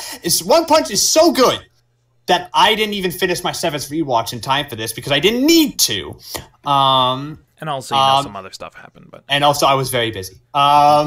One Punch is so good. I forgot. I didn't realize it wasn't on my Mal because I thought it was already there. One Punch is quite possibly, in terms of sheer action, the best anime I've ever seen in terms of just sheer action animation.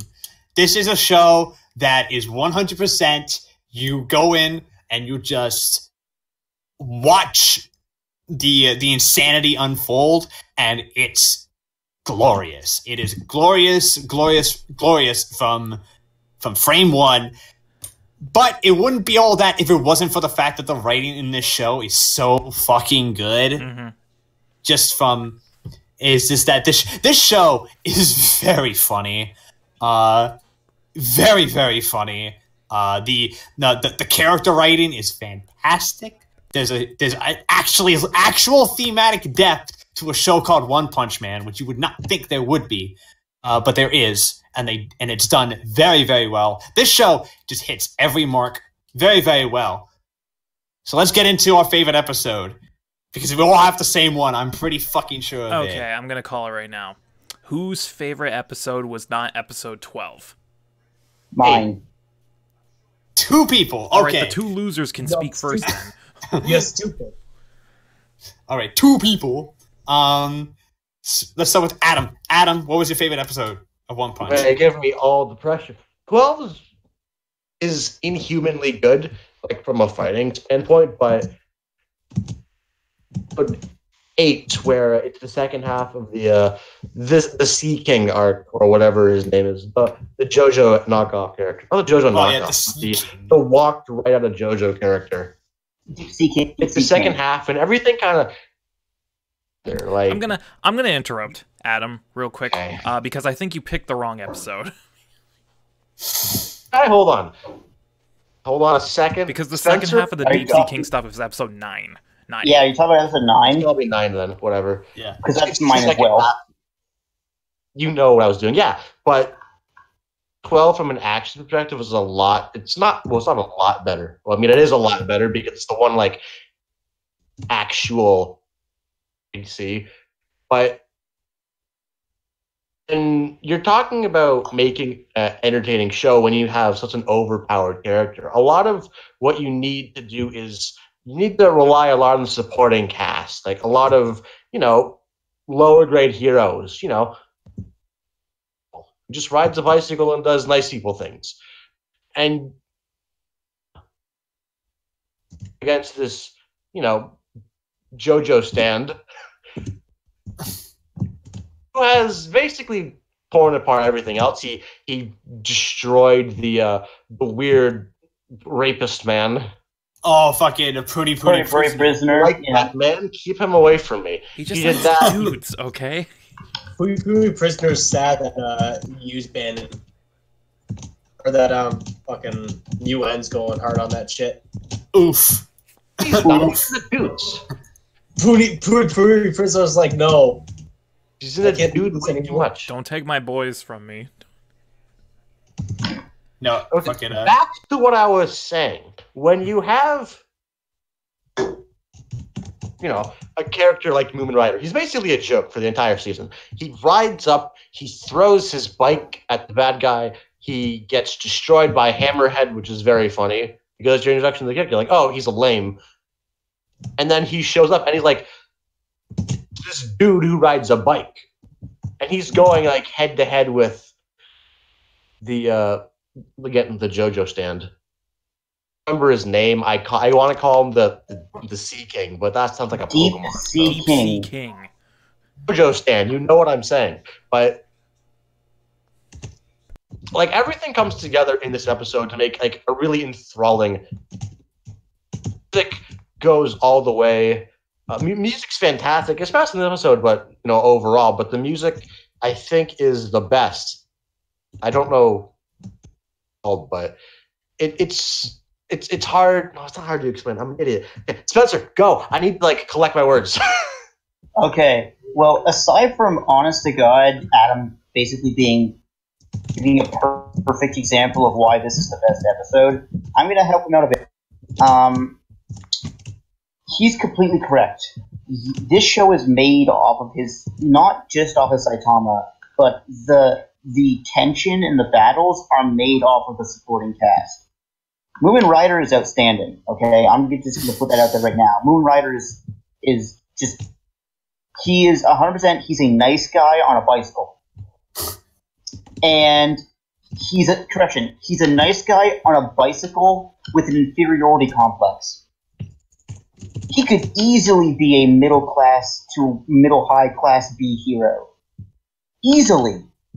But because he doesn't believe that he's worthy of being a B class hero, he stays at C class. He fucking throws his bike and does a whole bunch of crazy, not Common Rider shit, okay, to a JoJo stand, the Deep Sea King, and people cheer him on because they see him not as this freak of nature, but as this nice guy on a bicycle. And after Deep Sea King, obliterated everybody, just seeing this absolute dork on a bicycle roll up there and try to defeat this man, and then just the comeuppance of just him getting all cocky because he beat the man on a bicycle, and Saitama just one punching, puts all of this into perspective of just, this show is honest to God perfection incarnate, and that episode really ties it all together. Just everybody has a point. Everybody matters. Don't forget that Genos gets destroyed for the 12th time. Yeah, every time Genos gets destroyed, it's funnier. It's funnier every time. It's fucking show. To be fair. All right, Josh, Shane, let's talk about the real best episode of the series. I wasn't done yet. Spencer, you're not done? Dragging back in. Yeah, I don't Tag cry. you in. I don't cry at television shows. I only cry when when LeBron James takes my heart out and eats it in front of me. All right. Like it happened last year. What? Episode 9. You probably know the scene where Moon Rider's there and he's already had his ass kicked. And you have the entire crowd cheering him on. I'm like, yeah, this is real good. But I didn't cry because I'm a man's man. Yeah. You cried for Moomin Rider. Moomin Rider is one of my favorites, though. Didn't cry. I almost did, but I didn't because I'm a man. Oh, I absolutely cried during Moomin Rider's speech. No shame. Oh yeah, no shame. I did as well, dude. I didn't. Moomin Rider is my favorite. I love Moomin Rider. I've already said it. I didn't cry at all during Violet. I came close, but I didn't. I know you did because y'all pansies, but not working emotional facilities where mine are just so warped beyond recognition because I've been online so much. Josh, Shane, Yes. let's talk about episode 12. Episode 12. Episode 12 is a fucking it's an experience. It's a beast. It's a beast. It's the best fight scene of the 21st century. All right. I'll say it. May I go first? Yes. Absolutely, please. So, episode 12, from art, animation, characterization, writing, directing, everything, is perfect. In every sense of the goddamn word. And to give you some perspective, yesterday, when I was making our lovely graphics that you can see on screen, I went and pulled up episode 12 to get a shot of lovely Lord Boros here to use. And I just ended up watching that whole episode again, because why not? it's not only one of the greatest fights I've seen in anime, period. It is one of the best standalone episodes I've ever seen in anything. And I'm not using those words lightly, boys. I mean it. It's Oh my God, you're really in my ear. yeah. This episode is so good. I feel like that It kind of ruins the If rest this of the show, to be honest. if this was the last episode of One Punch Man ever, I'd be fine. I'd be fine with it. Fine with it. Not only I feel like One Punch Man does escalation really, really well. Every threat in the show gets progressively more and more dangerous. So having the show end with Boros, who is the aliens. with aliens, makes perfect sense. Which is also a problem I have with the manga, because the manga continues on after this, as you all know, and it's kind of an issue. They kind of go down, and it's that the escalation is lost a little bit. Yeah, Boros, I feel, could body most of the cast. Yeah. Like, easily body most of the fucking cast. Mm-hmm. The thing, what I love about this episode in particular is that while as great as the fight's fucking phenomenal, it's also, I think people seem to Shane, I think this might also be one of the funniest fights in the entire series. Well, yeah.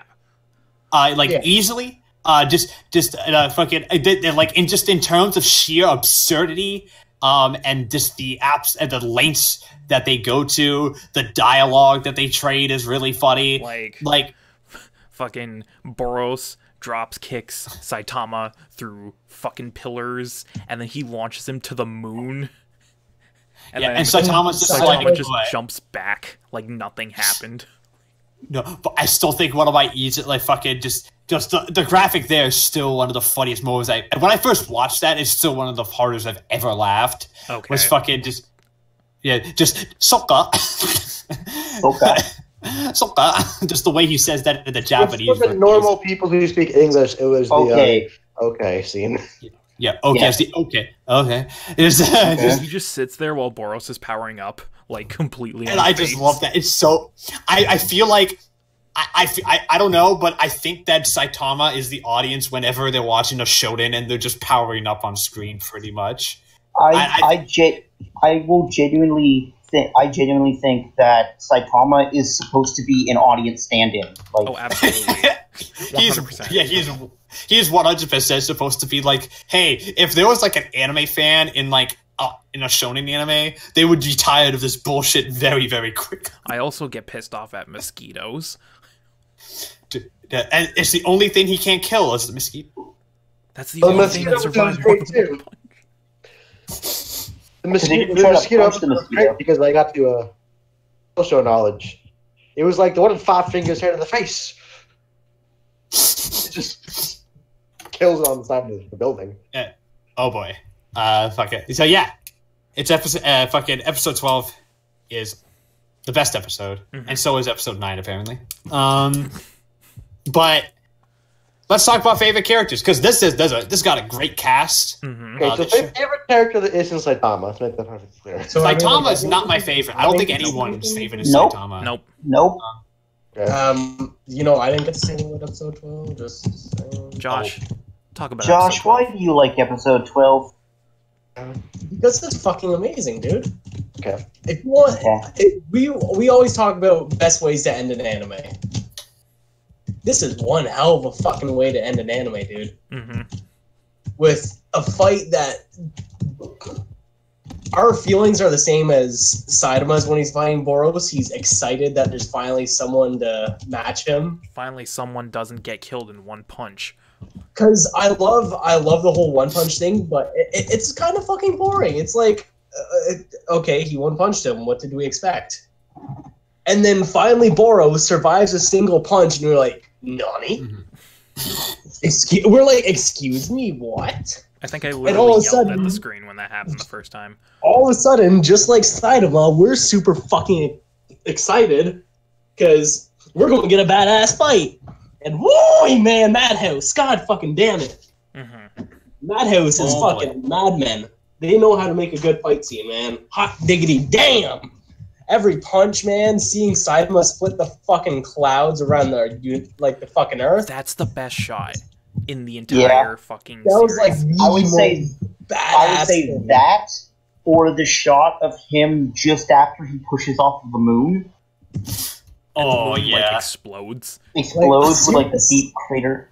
His serious punch just delivers such a fucking impact. Yeah. It is so fucking hype. It is. It's so. All right. Let's get into favorite characters now. All right. So let's start with Adam because I think Adam's got Saitama, right? I made the exception because I was going to say Saitama, but I guess we're not going to say Saitama. If I say Saitama, I'm going to sound like an asshole. So, I mean, What? no one I mean, cares, dude. Nobody If it's cares. Saitama, then I say think Saitama. Saitama. well, how could it not be Saitama? I don't understand how it's not. I mean, you. So I mean, I love Saitama. He's like my runner-up. But like, Yeah, Like Saitama, he's the main character. It feels weird saying that like the main character is your favorite character in the show. Like it feels like you've got to have character be your favorite, and I don't know. That's the thing. All the supporting characters are just too fantastic too. Like even feel it's like there's 4 ones. Like Saitama's there, but so is Genos and Moon Rider. So is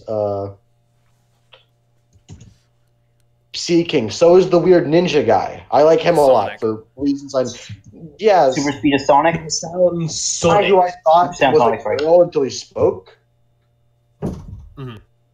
Like it's hard for me to say how one of my favorite characters because I have like 7. So that's the problem.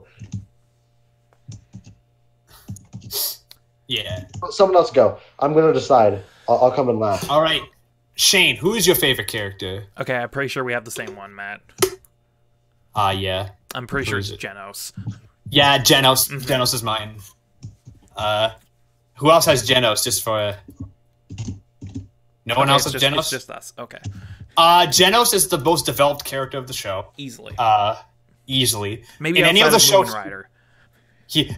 maybe outside of Moon Rider. He's probably, If this was any other show, he'd be the lead. Yeah, I feel like he'd without be the like, lead. hesitation, he would be the main He'd- character.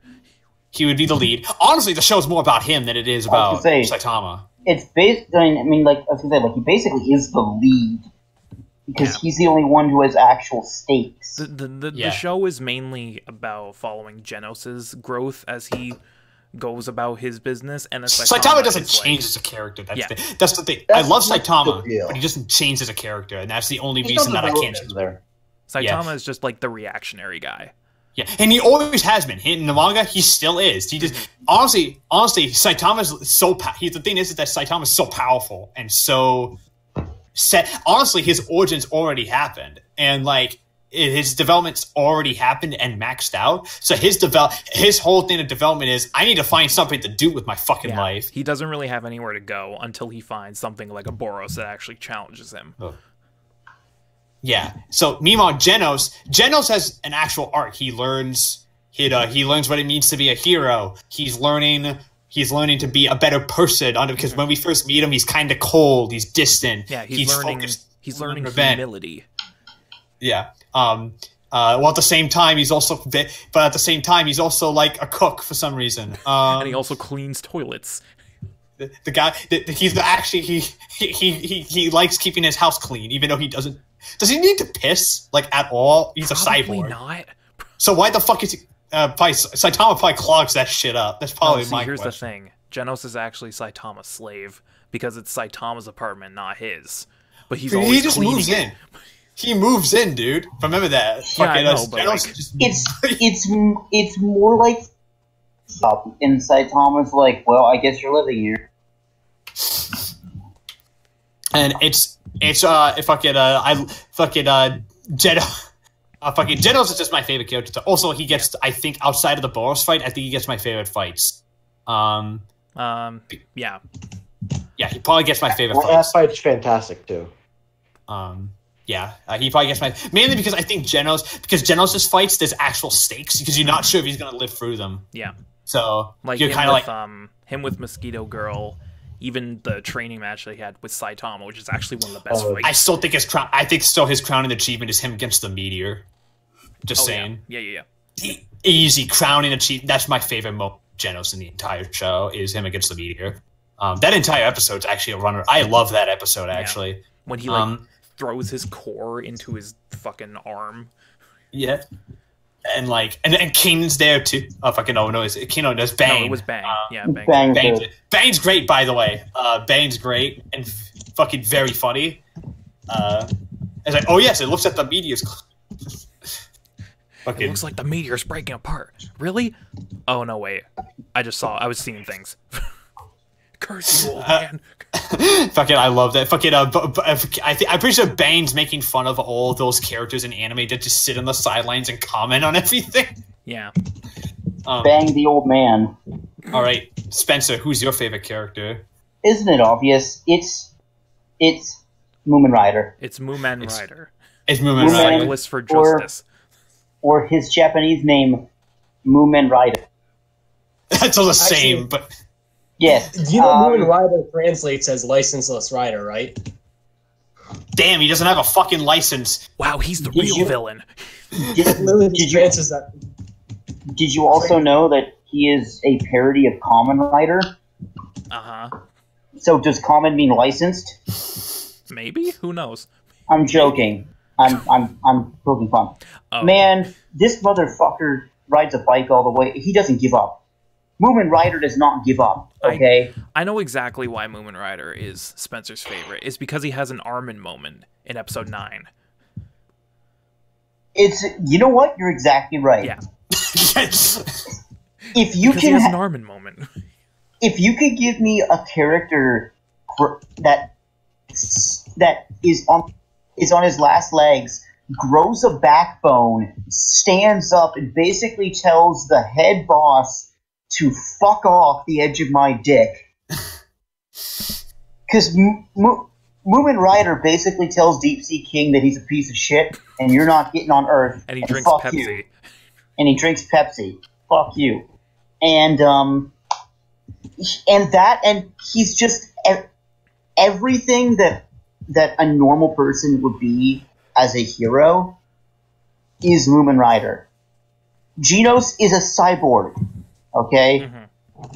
Saitama can kill things in one punch. Tornado has insane psychic powers. It's why, like, two of my other favorites are Watchdog Man, who's just in a dog suit. He's just a guy in a dog suit. And Metal Bat. I don't know what he does. Okay, Metal Bat is the coolest. Yeah, I will give this okay, but like, here's why, okay? So, Watchdog Man is just a guy in a dog suit who roams around the different cities and just kicks ass. Metal Bat is a motherfucker who just swings a baseball bat really hard. Also, spoilers, Metal Bat gets a lot to do in the manga. Dude, he kills a centipede. A big, like, we're talking like a giant centipede. Okay. Moomin Rider doesn't have the endurance nor stamina nor power of Metal Bat, nor does he have the costume of Watchdog Man. He's just a guy. If he did, then he would be the most powerful hero, S-class hero in my One Punch Man hero. Well, seeing as how we never meet Class S Rank 1, might as well put him there. He's not there, right? No. It starts at 2? Yeah. Who's 2 again? Is that Bang or is that Tornado? Thing? Tornado, yes. And then S-Class Rank 1 is named Blast, but we never meet him, so... Yes. But, like, Moomin Rider is exactly who your normal average everyday person would be if they were a hero, who just so happened to have a bicycle. But not a license. But not a license to drive a car, just a bicycle. I just really like his style, and he's completely correct. He has an Armin moment, and I love those moments in anime. Alright. Alright. We all know who Who's your Josh's favorite favorite character is. Who's my favorite character? It's Tornado, isn't it? No, you're actually fucking wrong. Oh, okay. Well, Shit, you think Dan? I've mentioned my character multiple times. It's motherfucking Metal Bat, dude. Metal Bat. I fucking love Metal Bat, dude. What his superpower is? He just He has has a a bat bat. that doesn't. He has a bat that doesn't break. That's all Yeah, his and superpower he can is. swing it really he hard. He somehow bodies so many fucking people. he kills an Basically, alien with John it. Carlos Stanton if you put him in the show. Like Basically. Bat is just- Real heads no. Real heads are the Spencer, but Real heads, no, I understand that. his character is also just really fucking cool. Oh, I love his design. Like he's just a fucking punk that loves his little sister. And he's like, man, And I God missed your forbid recital. if you were, God forbid, you ever to piss it, like do anything to hurt his sister, you will die. you will get your fucking brain caved in. And as Matt said in the manga, holy fuck, man! He fucking murks that centipede, dude. Yeah, Like you realize that he is probably one of the strongest. You know what? I'm gonna say he's the strongest apart from Saitama in the S class. possibly, yeah. Possibly. There's a huge possibility that he could be the strongest apart from Saitama in S class. All right. Fuck it. Adam, did you pick a Yeah, favorite did Adam character? pick something? Probably should I'm have just figured gonna this make out a- beforehand. Right? I couldn't. Let's just say. If This you is want to pick hard. Saitama, go for it, dude. I don't want to though. I feel like a herb if I do. Just fucking do it, you pussy. Weirdo. No, I'm not gonna do it.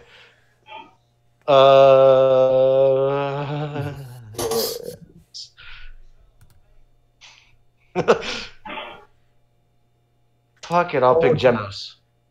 Just because I identify with being really cool, but also constantly getting my ass kicked. I identify with being a cool cyborg man. Yeah, but also getting my ass kicked again, as I said, due to my exposure to online. After a day on Twitter's like Genos at the end of the JoJo stand fight, where he just like a mess, like he's half dissolved by acid, He's just but a the puddle. acid. You know, those are the bad takes I see online. I will say that Tatsumaki is best girl though. There we go. Tornado? There we Yeah, go. She's best girl. She's my favorite too. So. No. Yes. He's this lost sassy child. Who is the lost child? Is no one's favorite. Adam knows It's what's Blizzard, dude. It's Blizzard. Incorrect. I love Blizzard. I love Blizzard too. So. Blizzard's good, man, but like Tatsumaki is just. Hey, She's Plus, hilarious. let's move she's on, a student. shall we? Least. Let's build on the least favorites. This is a weird one because I don't think there's a bad character in one. That's the problem. This is going to be hard. So, Here, so I we're got gonna have a one. lot of meme answers. I have my least favorite. Who's your least favorite? It's a my mask. He's a cunt. You know what? Respectable. You know, respectable. I can't put him no because he's like he's an ass, but he's still a well-written asshole. I can't hate him, He's designed He's to just be a- the worst. He's just a cunt. and he's hot, so I can't hate him. Very hot. Yeah. Yeah, absolute babe. I know who the worst character in Black One Bolt. Punch Man is. Who is it? It's the Car Man. The car. The car, man. I was gonna say Crablante, but we wouldn't have Saitama if it wasn't for Crablante. I was gonna go Caplante, by the way. I was gonna go just, like the man. No, because what the- his design is. His design is retarded, but that's something I'll talk about later when it comes to One Punch Man. How I love it's just they became a villain because they ate too much of the thing, or they like the Oh, we'll thing. talk about my favorite one of those two because it's. So that's canonically how I turned into Pepsi Man. Oh my god, Pepsi Man drank too much Pepsi. Oh. Oh my god, Pepsi Man's a One He Punch became a Man hero. character. Oh god, stop. 1 second, it's called. Oh my fucking god! that's the Carman. name I of the forgot car. the Carman existed to be Do completely you honest. know what the filler name of the character, car too. is? Is it really filler? Yeah, He's that's not in the manga, dude. Carman. That explains why it has such a fucking weird name. The actual title of it is Super Custom Y0649Z Mark II. Mm-hmm. That guy. Wait, is that okay? It's a Carmen. Is it that guy from like episode 2 or something? No, episode 1. He's early on. Episode 1. I thought you were talking Episode about like. Never mind. Like he comes out of nowhere and he's like, I really like building custom cars, so I turned into a car. You know, it's like Exhibit taken to the logical extreme. No, After defeating Marigori, Saitama is returning to his home in Z City when he's noticed by Super Custom Y0649Z Mark II, who was previously looting. Super Custom Y0649Z Mark II attempts to intimidate Saitama, but beats his demise in one punch. That's all we have. Fucking why is the Carman your least favorite character?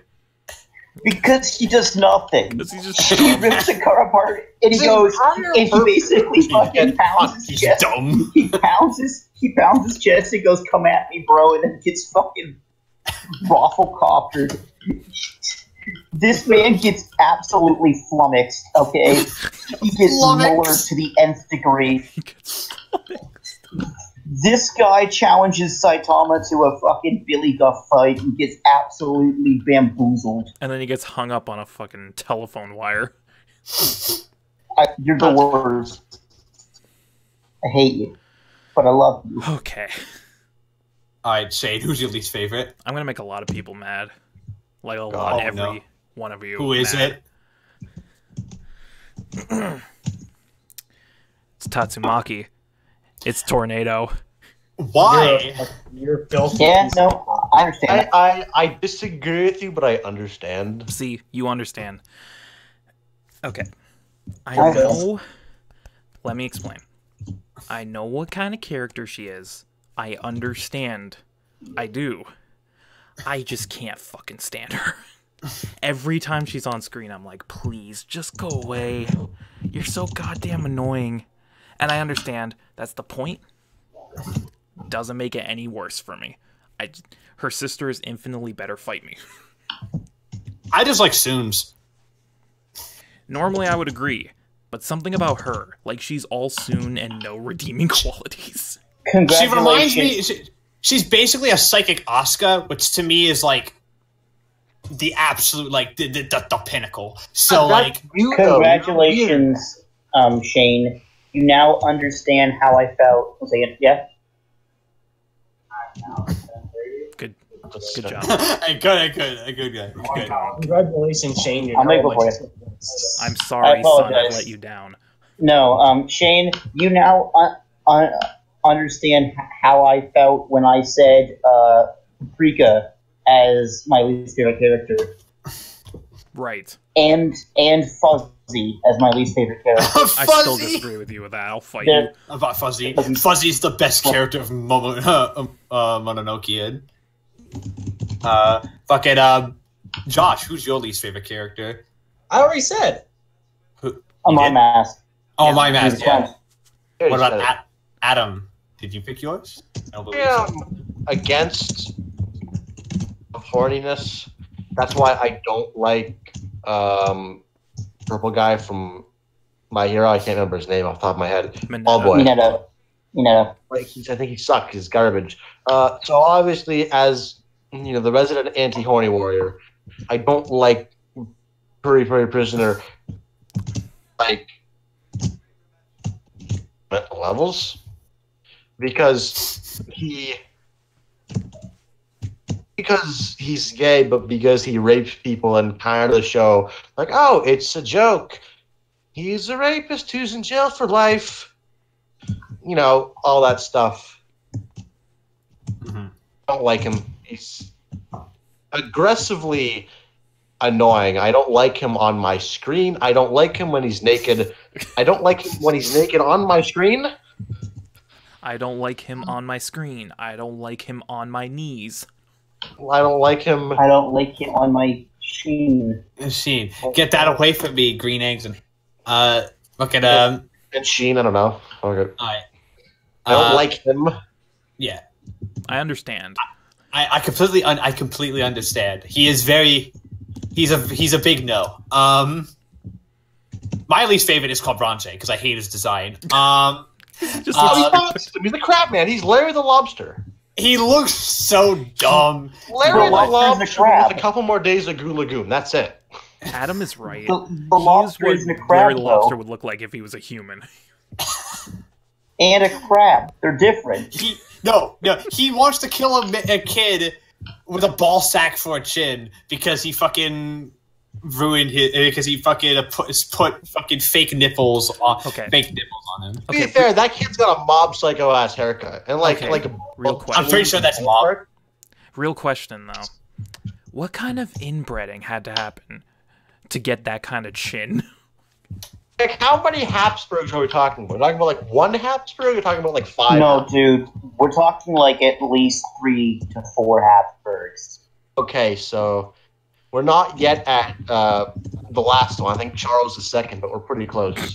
Yeah, Charles not II. at Charles II. We're Not close. nearly that bad.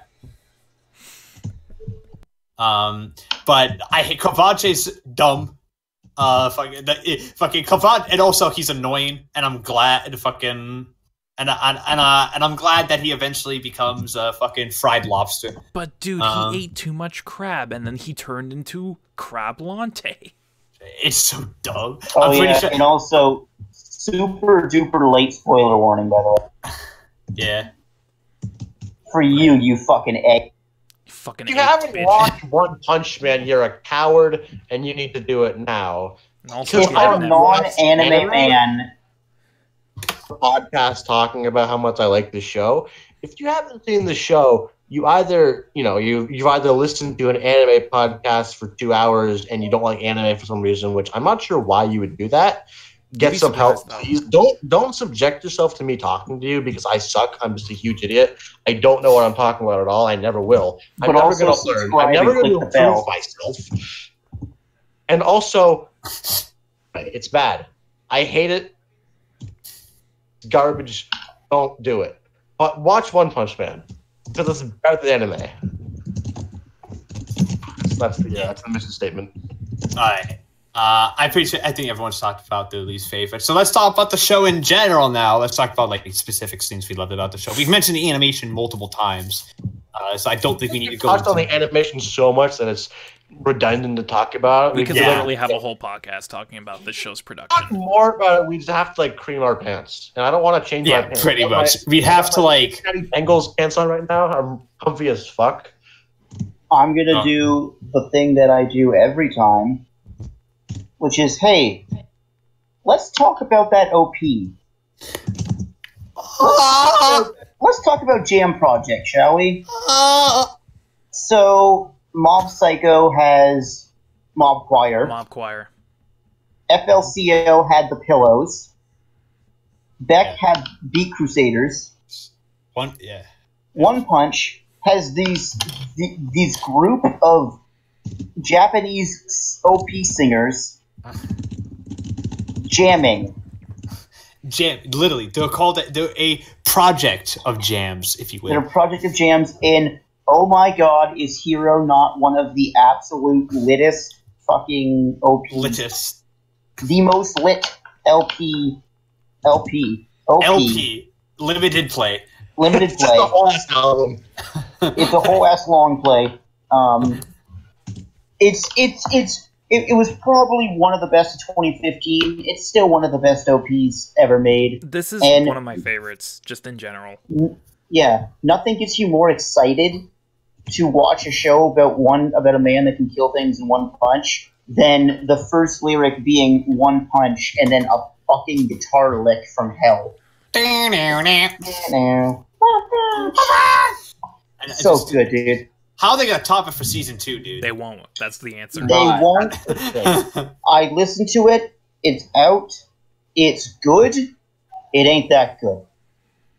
Fucking season 1's OP is incredible. The OP is incredible. I think it's a testament to the show that the OP is just as funny as the show too. Yep. He destroys Starfy. Like he murders Starfy. He murdered Starfy. That's He my murders- favorite part. He murders Starfy. Fucking, I still think my favorite part of the OP is that they're talking about like if you listen to like read the English lyrics, they're actually talking about how strong this guy is, and then there's a guy talking in the background just like who the fuck is this guy? like Nobody knows who he is. Yeah, like I love that. Jesus. It's just like the show is like the OP's like making fun of itself at the same time, and it's great. This is a parody. Like this is 100%. This is a parody of shonen as a whole. And this is also anime in general, honestly. Yeah, and this is honestly this is the first time I'm going to say this, and it's going to be a bit hypocritical coming from me, considering I haven't started it yet. But everybody who's watching, do yourself a favor, read the manga. Mm-hmm. Yeah, absolutely. Because the art in the manga. Yes, if you got turned off by reading reading Mob Psycho because you don't like one. Which I can honestly understand. It's not anything to write home about. Actually, it's not really that great to begin with. But it's not done by... Okay, the story's done by one, but the art isn't, and it's absolutely gorgeous. Yeah, the art is done by Yusuke Murata. Yusuke Murata's a madman. Yeah. Mm-hmm. To do these weekly, yeah. It's monthly. But still, to do these monthly? Fucking Goro should ship in the manga is... It's almost photorealistic. And it's crazy. You know what he was actually planning to do originally, but the only reason he didn't do it because he didn't have time? The entirety of the Goro stuff was going to be colored as well. Oh, fuck. It was going to be, but the reason they didn't do it was because he just didn't have time. That man's insane. Apparently, they're considering what he wants to do is he wants to eventually just color the entire manga too. He wants to make it all in color, and just color everything. This guy's nuts. Okay. I think he just loves One Punch. Like the level of quality he gets out of these chapters every month is freaking insane. And each chapter is like 150 pages. Each chapter is like 50, 60 plus pages. Like just every now and then he'll drop a chapter that's like 150 pages out of nowhere and he'll be like, yeah, enjoy. And then sometimes he'll redo them because he's not happy with the artwork. Like, and then I'm just like, no, dude, they look great. What? Like he's redrawn entire chapters because he wasn't happy with the original artwork or panel layout. And I'm like, just stop, dude. You're doing more than enough. You don't need to do this. All right. This. I think. What else do we need to talk about with the show? Because I think we went into pretty much. There's Shade. Is there anything else we need to talk about? Because I'm just. Fucking watch this show. It's on Netflix. It's on anything. We already mentioned that this is like a hardcore parody satire, right? Yeah. Yeah. I'm gonna be the one to say it. I don't give a shit. Pirate this if you have to. Do yourself a favor and watch this fucking anime. Those shanties and get the pirating, lads. Yeah, get your peg legs and your eye patches, boys. For season 2. Yeah. For season 2, because it's exclusive to Hulu. Let's talk about season 2 real quick. It looks like ass.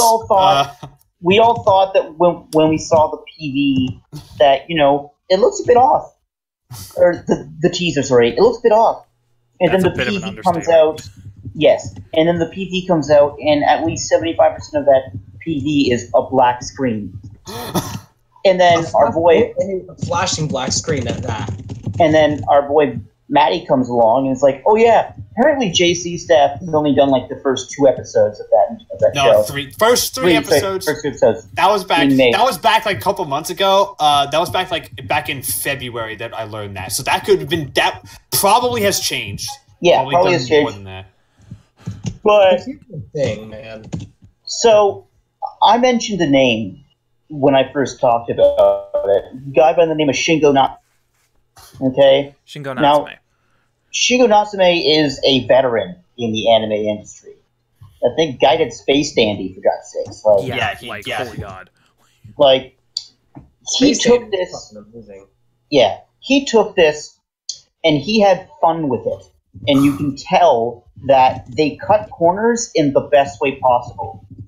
Because this had a... When you watch it, I want you to realize, people, this had a normal 12-episode anime budget. But what Shingo did, as well as what the animators at Madhouse did, was they cut some corners when need be, but they cut them to make them stylized. JC Staff, and I'm going to put this out there, and we all agree with it, JC Staff is not a bad company. No, they're not. No. No, they're not. They've done some damn fucking good shows. However, JC Staff is also doing like 3 or 4 anime that season, I think. Like, They're extremely busy. They're doing in terms of anime, they are doing this year alone. They have 7 to 8 anime coming out this year alone, and apparently JC Staff is focusing. The 2 shows that they're focusing on highly this year is everything to do with Raildex and fucking is everything to do with Raildex and Don Machi. Is it wrong to keep going? It's Don Machi. Specifically Don Machi, apparently, because Kodansha owns all 3 of those shows. Mm-hmm. They own all of them. And apparently Kodansha is putting more people into Don Machi. And more people into Raildex than One Punch. I have a feeling it's probably because with One Punch, I hate to say this, but with One Punch, I think Kodansha just assumes that they're going to make money regardless from it. Yeah. And They're cutting corners because they know they're going to make it back. And they will. I don't doubt that One Punch Man Season 2 is going to do gangbusters in Japan and over here. I don't think... It's going to do well. There's no stopping it. People aren't going to like it, but it's going to do well. No. It's going to do well. But also, Matt. Yeah. JC Staff in the year of 2019 is doing Data Live 3, Mm-hmm. One Punch Man Season 2, A Certain Scientific Accelerator. Mm-hmm. Do you love your mom and her 2-hit multi-target attacks? Oh my god, they're doing that show. Yes, they are. That show actually looks funny, though. It does. It is funny, by the way. It's an isekai, but it's a comedy isekai. They're also doing Is It Wrong to Pick Up Girls in the Dungeon, Familia Myth Season 2. Mm-hmm. They're also doing High Score Girl Season 2. Yeah. And they're also doing a Certain Scientific Railgun Season 3. So that's 7 anime they're doing this year alone. Yeah, and that's not including the Don Machi movie that comes out this upcoming season too. And I think a couple of other things as well. Pretty much, JC Staff has become the new. Apparently, it's because JC Staff really needs the money. They really need the money. Apparently, they're also doing the Konosuba movie, by the way. Yeah. Oh, yeah, they're doing that too. I will say it looks fantastic. Yeah, the same staff as the previous one too. So like, I'm not shocked. No, just the PV looked fantastic. Yeah, it did. So I'm not shocked. But like to say that but like JC Staff, apparently they're not doing very well right now, monetary wise. They're just picking up shows left and right so they can try to just do them. It's probably going to work out well for them because they're stacked this year with franchises that have done very well in the past. Yeah. So they should be fine. I don't know. It's just disappointing. Is there anything? Oh, go ahead. Like, the thing that made Season 1 of One Punch such a phenomenal production was the director, Natsume, because he had all these connections, and he brought them all in, and hey, it turns out you don't need a lot of money to make a really good show. You just need, talented people with a lot of the heart. Hey, look at Nishijo, dude. Yeah, Nishijo. Yeah. Yeah, Nishijo. Like, you don't need a lot of money to make a good show. You just need really good people who love what they do, and that's exactly what happened. Season 2 doesn't have that. Yeah, it's crazy what happens. It's crazy what happens, Shane, when people, give a shit about the anime. Yeah, when they actually care about the things that they make. Who would have thought? Yeah. Is there any criticism about Season 1 that anyone wants to bring up? No, not just really. In case. At all. Yeah. I can't really think of anything. That's there's no really think of unless we're going to nitpick. I know one. It ended. This anime is so perfect, and it makes animes that come out in the same year worse by comparison. Yeah. This show is so good. Fuck my wife. Fucked my wife. One Punch Man took the kids. Fucking One Punch Man fucked my wife and then took the kids. It just kind of shat on the face of every other anime, and it was like, hey. One Punch Man is so good that, honestly, I should fucking lock it up in a prison. Yeah, it's illegal for being so good. It's illegal for me because it's making every other anime look worse, and that's a crime because I can't enjoy anime. Like it's like I know, but because if you talk about anime, you always have to put the disclaimer. But is it as good as One Punch? And the answer is always no. One Punch set the bar too high, and then subsequently itself lowered that bar. Yeah. So One Punch. Yeah. So let's go. Is it redundant to give final scores because we're all going to give it the same? Okay, Here we go. Ready? I'm giving it a different score than you guys because because he has his own weird jacked up. The people that give a score out of 10. Everybody on 3. Ready? Mm-hmm. 1, 2, 3. 10 out of 10. 10 out of 10. There we go. There's 10 out of 10s. Okay, and how many yams are you giving it, Adam?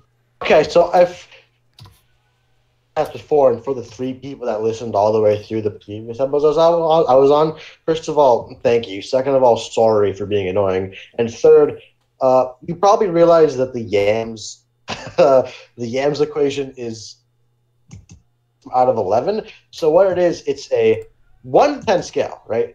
But the problem is that, say, I gave season 1 of My Hero. I gave season 1 of Attack on Titan. I was just on in my head. 10 and 11 is a 10 is like a 10, but 11 there's got to be something special, like Mad Max Fury Road. That's an 11. Mm-hmm. For an example, is an 11.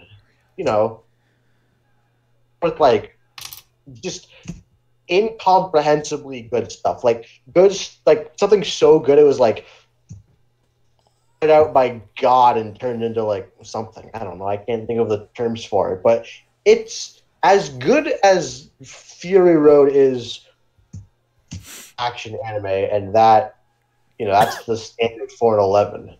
Thank you, Shane, for coughing in the middle of my Sorry. Yeah, One Punch Man gets not only the 11, but the first ever certified Hood Classic show of the year. Certified Hood Classic. Certified Hood Classic. I can say it. That's my thing. None of you better steal it. OC, do not steal. OC, do not steal. Steal it. Yeah. All right. So pretty much perfect 10s, basically perfect 10s, or in Adam's case, perfect 11s across the board. This is so. I think that's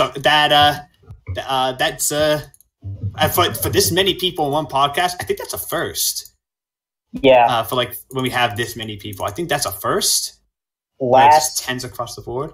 Last we had was it Blast of Tempest? No. Blast of Tempest was 8, or Adam gave it a 7. I gave it a 7 because I'm a cowardly figure. That and Hunter. Hunter. Maybe, I don't know. But in any case, I think that in any case, it's time to move on to the random anime generator. We're picking the next. Yeah.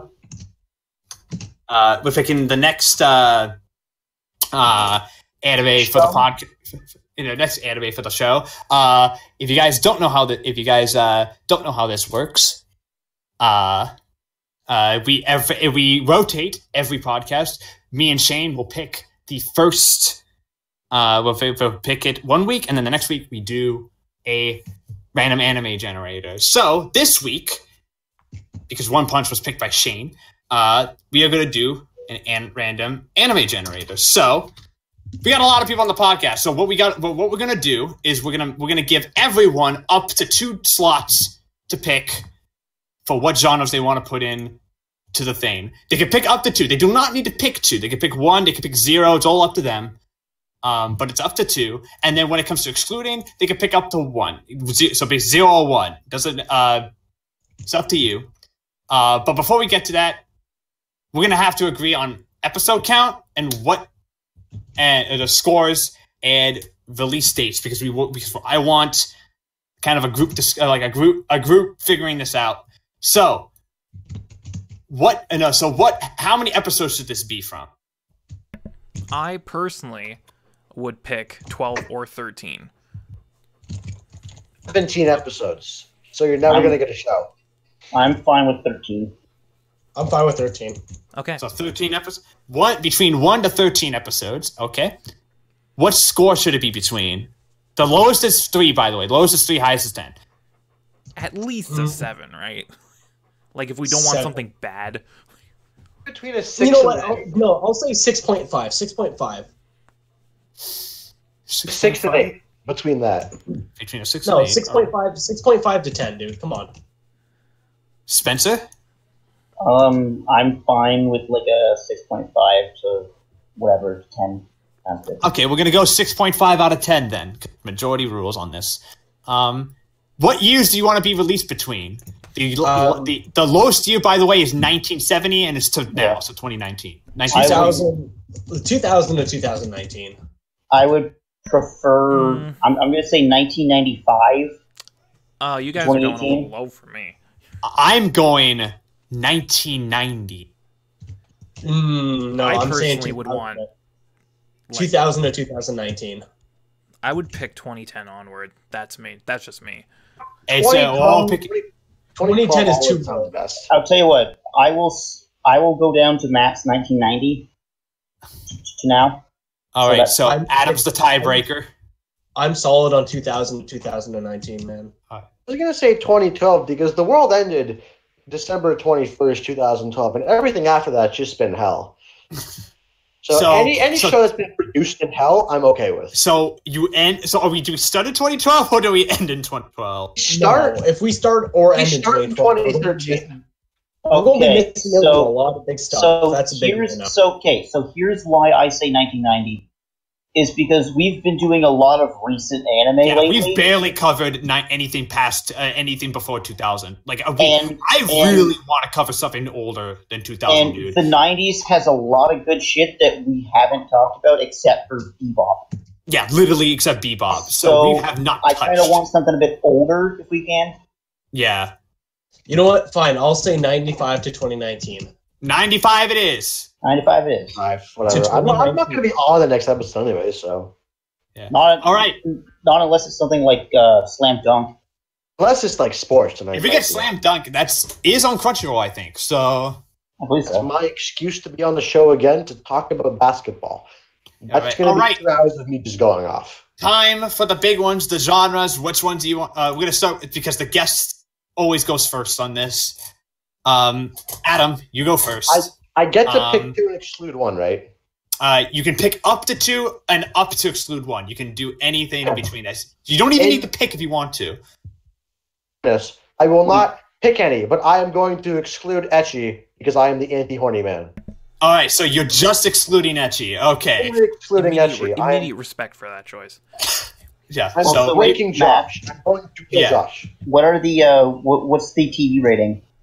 I always put all of them. Okay, just checking. It's always, that's an automatic. Always all of them. So Okay. unless That's what I was- unless it's a meta. That's what I was going to recommend. Yeah. Because TV ratings don't really matter because most of them are like the same ratings anyways. So, it's like TV14. All of them are like TV14 anyways. So it doesn't really matter. So I just put them all in anyways. All right, Spencer, you are next. Which genres do you want to include? You can pick up to 2. I want to include sports, Okay. and I want to include comedy. Okay. And which one do you want to exclude, if you want to exclude one? Harem. Thank you. Thank you. Spencer, I'm fine with that. we're on the same page. All right. I Josh? am I'll give you a high I'm the- five to the screen. You know, Josh- you guys are just making this better for me. Mhm. Matt, I'm going to do slice of life comedy. Or no, slice of life in school. Slice of life in school, and exclude what? Mystery. Bye-bye mystery. Okay. All right. That's fine. All right. Shane, you're next. Huh. This is tough, You can pick actually. up to 2. You can pick one. You don't even need to pick if you want to. I'm what's gonna exclude drama because the last time I picked drama, it didn't end well for us. No, Alright. it did not. And I want to include...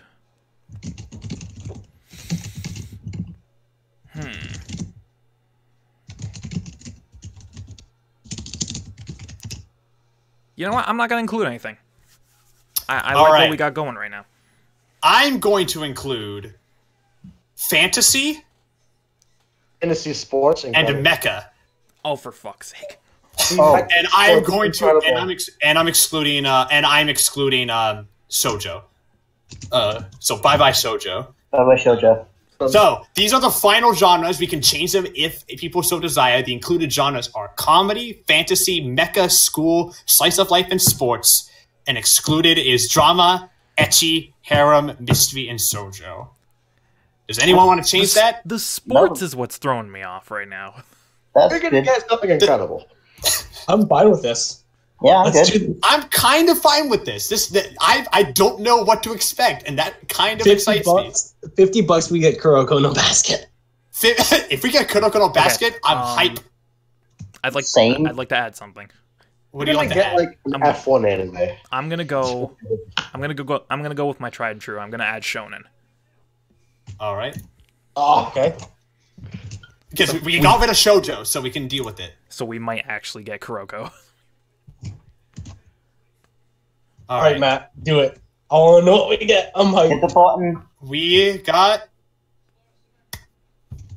I don't know what this is. That's always a but great it looks sign.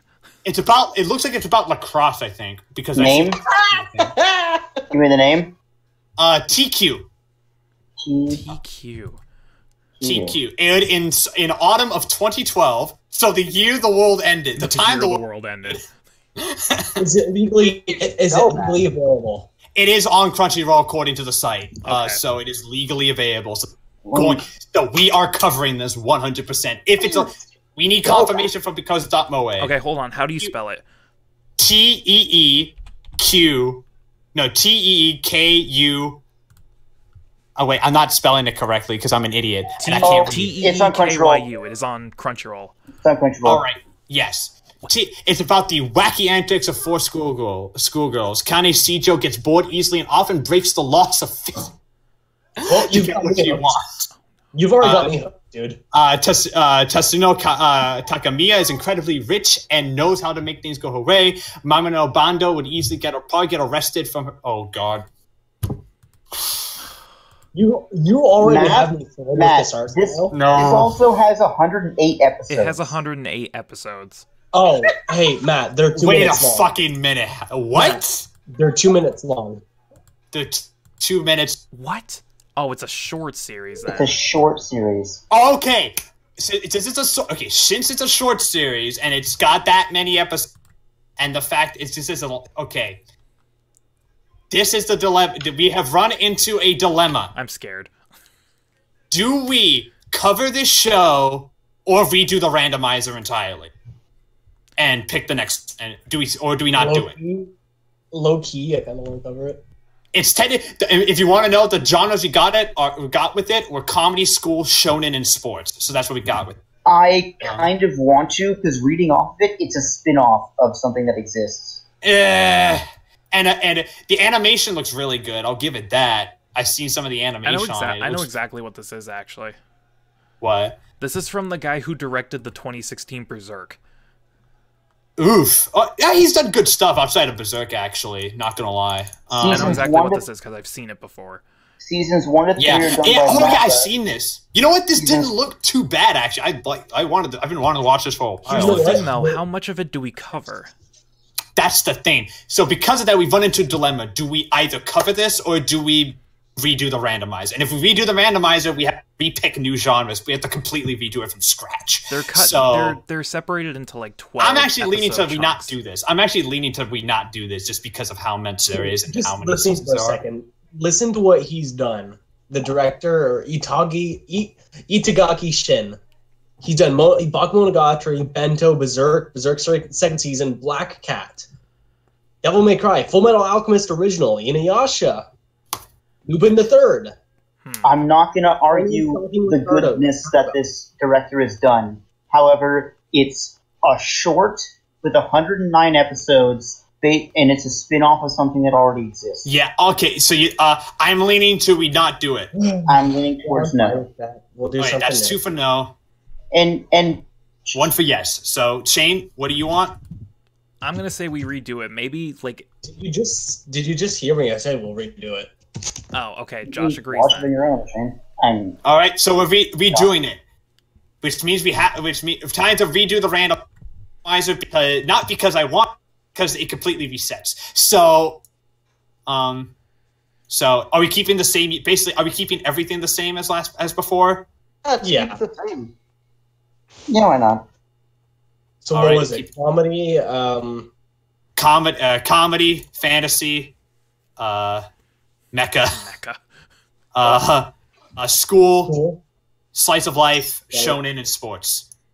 And excluding ecchi, harem, drama, And mystery. and mystery. Oh, and shoujo. And shoujo. All right, we do it again, and Wow. now whichever one we get on the randomizer is the one we're doing, no matter what. Make sure to do the advanced. I know you probably did, but I just like to. Yeah, I'm doing advanced, generating. Oh fuck! Okay, we got a good one. We got Silver Spoon. We got Silver Spoon. Oh shit. Yeah, we're doing Silver Spoon. That's on Crunchyroll? Okay. It's on I've never- Funimation as well. I'm pretty I've sure. never heard I got of a Pakistani restaurant. So, Yeah, Silver Okay. Spoon is directed by from the author of Full Metal Alchemist. And Okay. it is a slice of, and all you need to know is it's a slice of life about living on a farm. There's no Because torture Mecca. What the hell? it was from comedy school. It's a comedy school shonen slice of life. That I am Sports 100% Mecca. behind this, dude.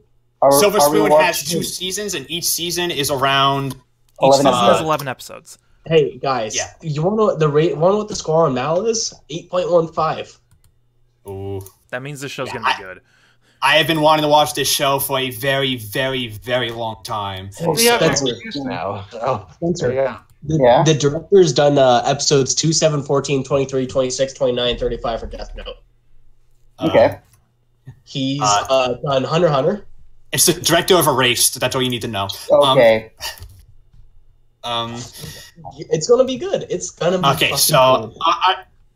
next podcast we are cover. Do you want to cover both seasons? I'd say we cover both Yeah, seasons. let's Yeah, I'm just fine do with it. It's, that. it's 22 episodes. It's an easy So, watch. we're That's- covering yeah. both seasons of Silver Spoon on the podcast, and with that, I think it's time we wrap up. I'm your host, We've been Matt. going for a while. I'm your host, Matt, aka Legion Rex. You can find me on Twitter and on YouTube at Legion Rex, where I post my very, very bad takes on things. With me, I have my co-host Shane, aka The Bearded One. You can find him on Twitter and on YouTube at The Bearded Gaming Network. On his channel, he posts multiple things like unboxings, podcasts, let's plays, funny videos about Jimmy Neutron. I've been trying, man. Many things. With us, we also have Spencer, aka Beery Burton with 2 E's. You can find him on Twitter at Beery Burton with 2 Hey, E's. man. Squeeze? Chewies. Just like Silver Spoon and the studio that made it, my tweets and comedic timing are A1. Absolute garbage. Shut A1. the hell That- up. Crap. You don't even with us, think we also have Like- Josh, aka the Weed Machine. You can follow him on Uh, Twitter now. The Twitter Weed Machine. at Weed Machine, where he The just Weed beat. Machine 3. The Weed Machine 3, my boy. Where he beat Boops. That's sick. With us, we also got Adam, aka Lamau Zedon. 3 Y's, It's free wise. capital M, capital Z, capital D. I stuff. Occasionally, I'll tweet about something anime related. I tweeted one anime thing. About how you And should be the voice of Shinji. Shinji, because like Shinji, I have also had my mind broken by technology. So yeah, go ahead, follow the 5 idiots here. All of our takes are just as bad as each other. Occasionally, because I am a dirty normie who no one will ever love. love And that's you, about Adam. it. Thank you. And with that, I think it's time we wrap up. It's been we had a fun time talking about One Punch Man, and we'll see you next time for Silver. Yeah, I'm your see host. you next time. And we'll see you next time. Take care, everyone. Oh, A good way to end it. all right, people. A really good way to end it. I like it. I'm gonna Yeah, go. we're done. Yeah, we're done here. Yeah, we're done. We'll see you next And time. of that ending. We'll See ya. next time. Thank you for listening to The G.A.P. If you like what you've seen, you can subscribe to the G.A.P Podcast YouTube channel to get the latest podcasts as they go live. Be sure to like and comment and let us know what you guys think of the show. Thank you very much for tuning in, and we'll see you next week.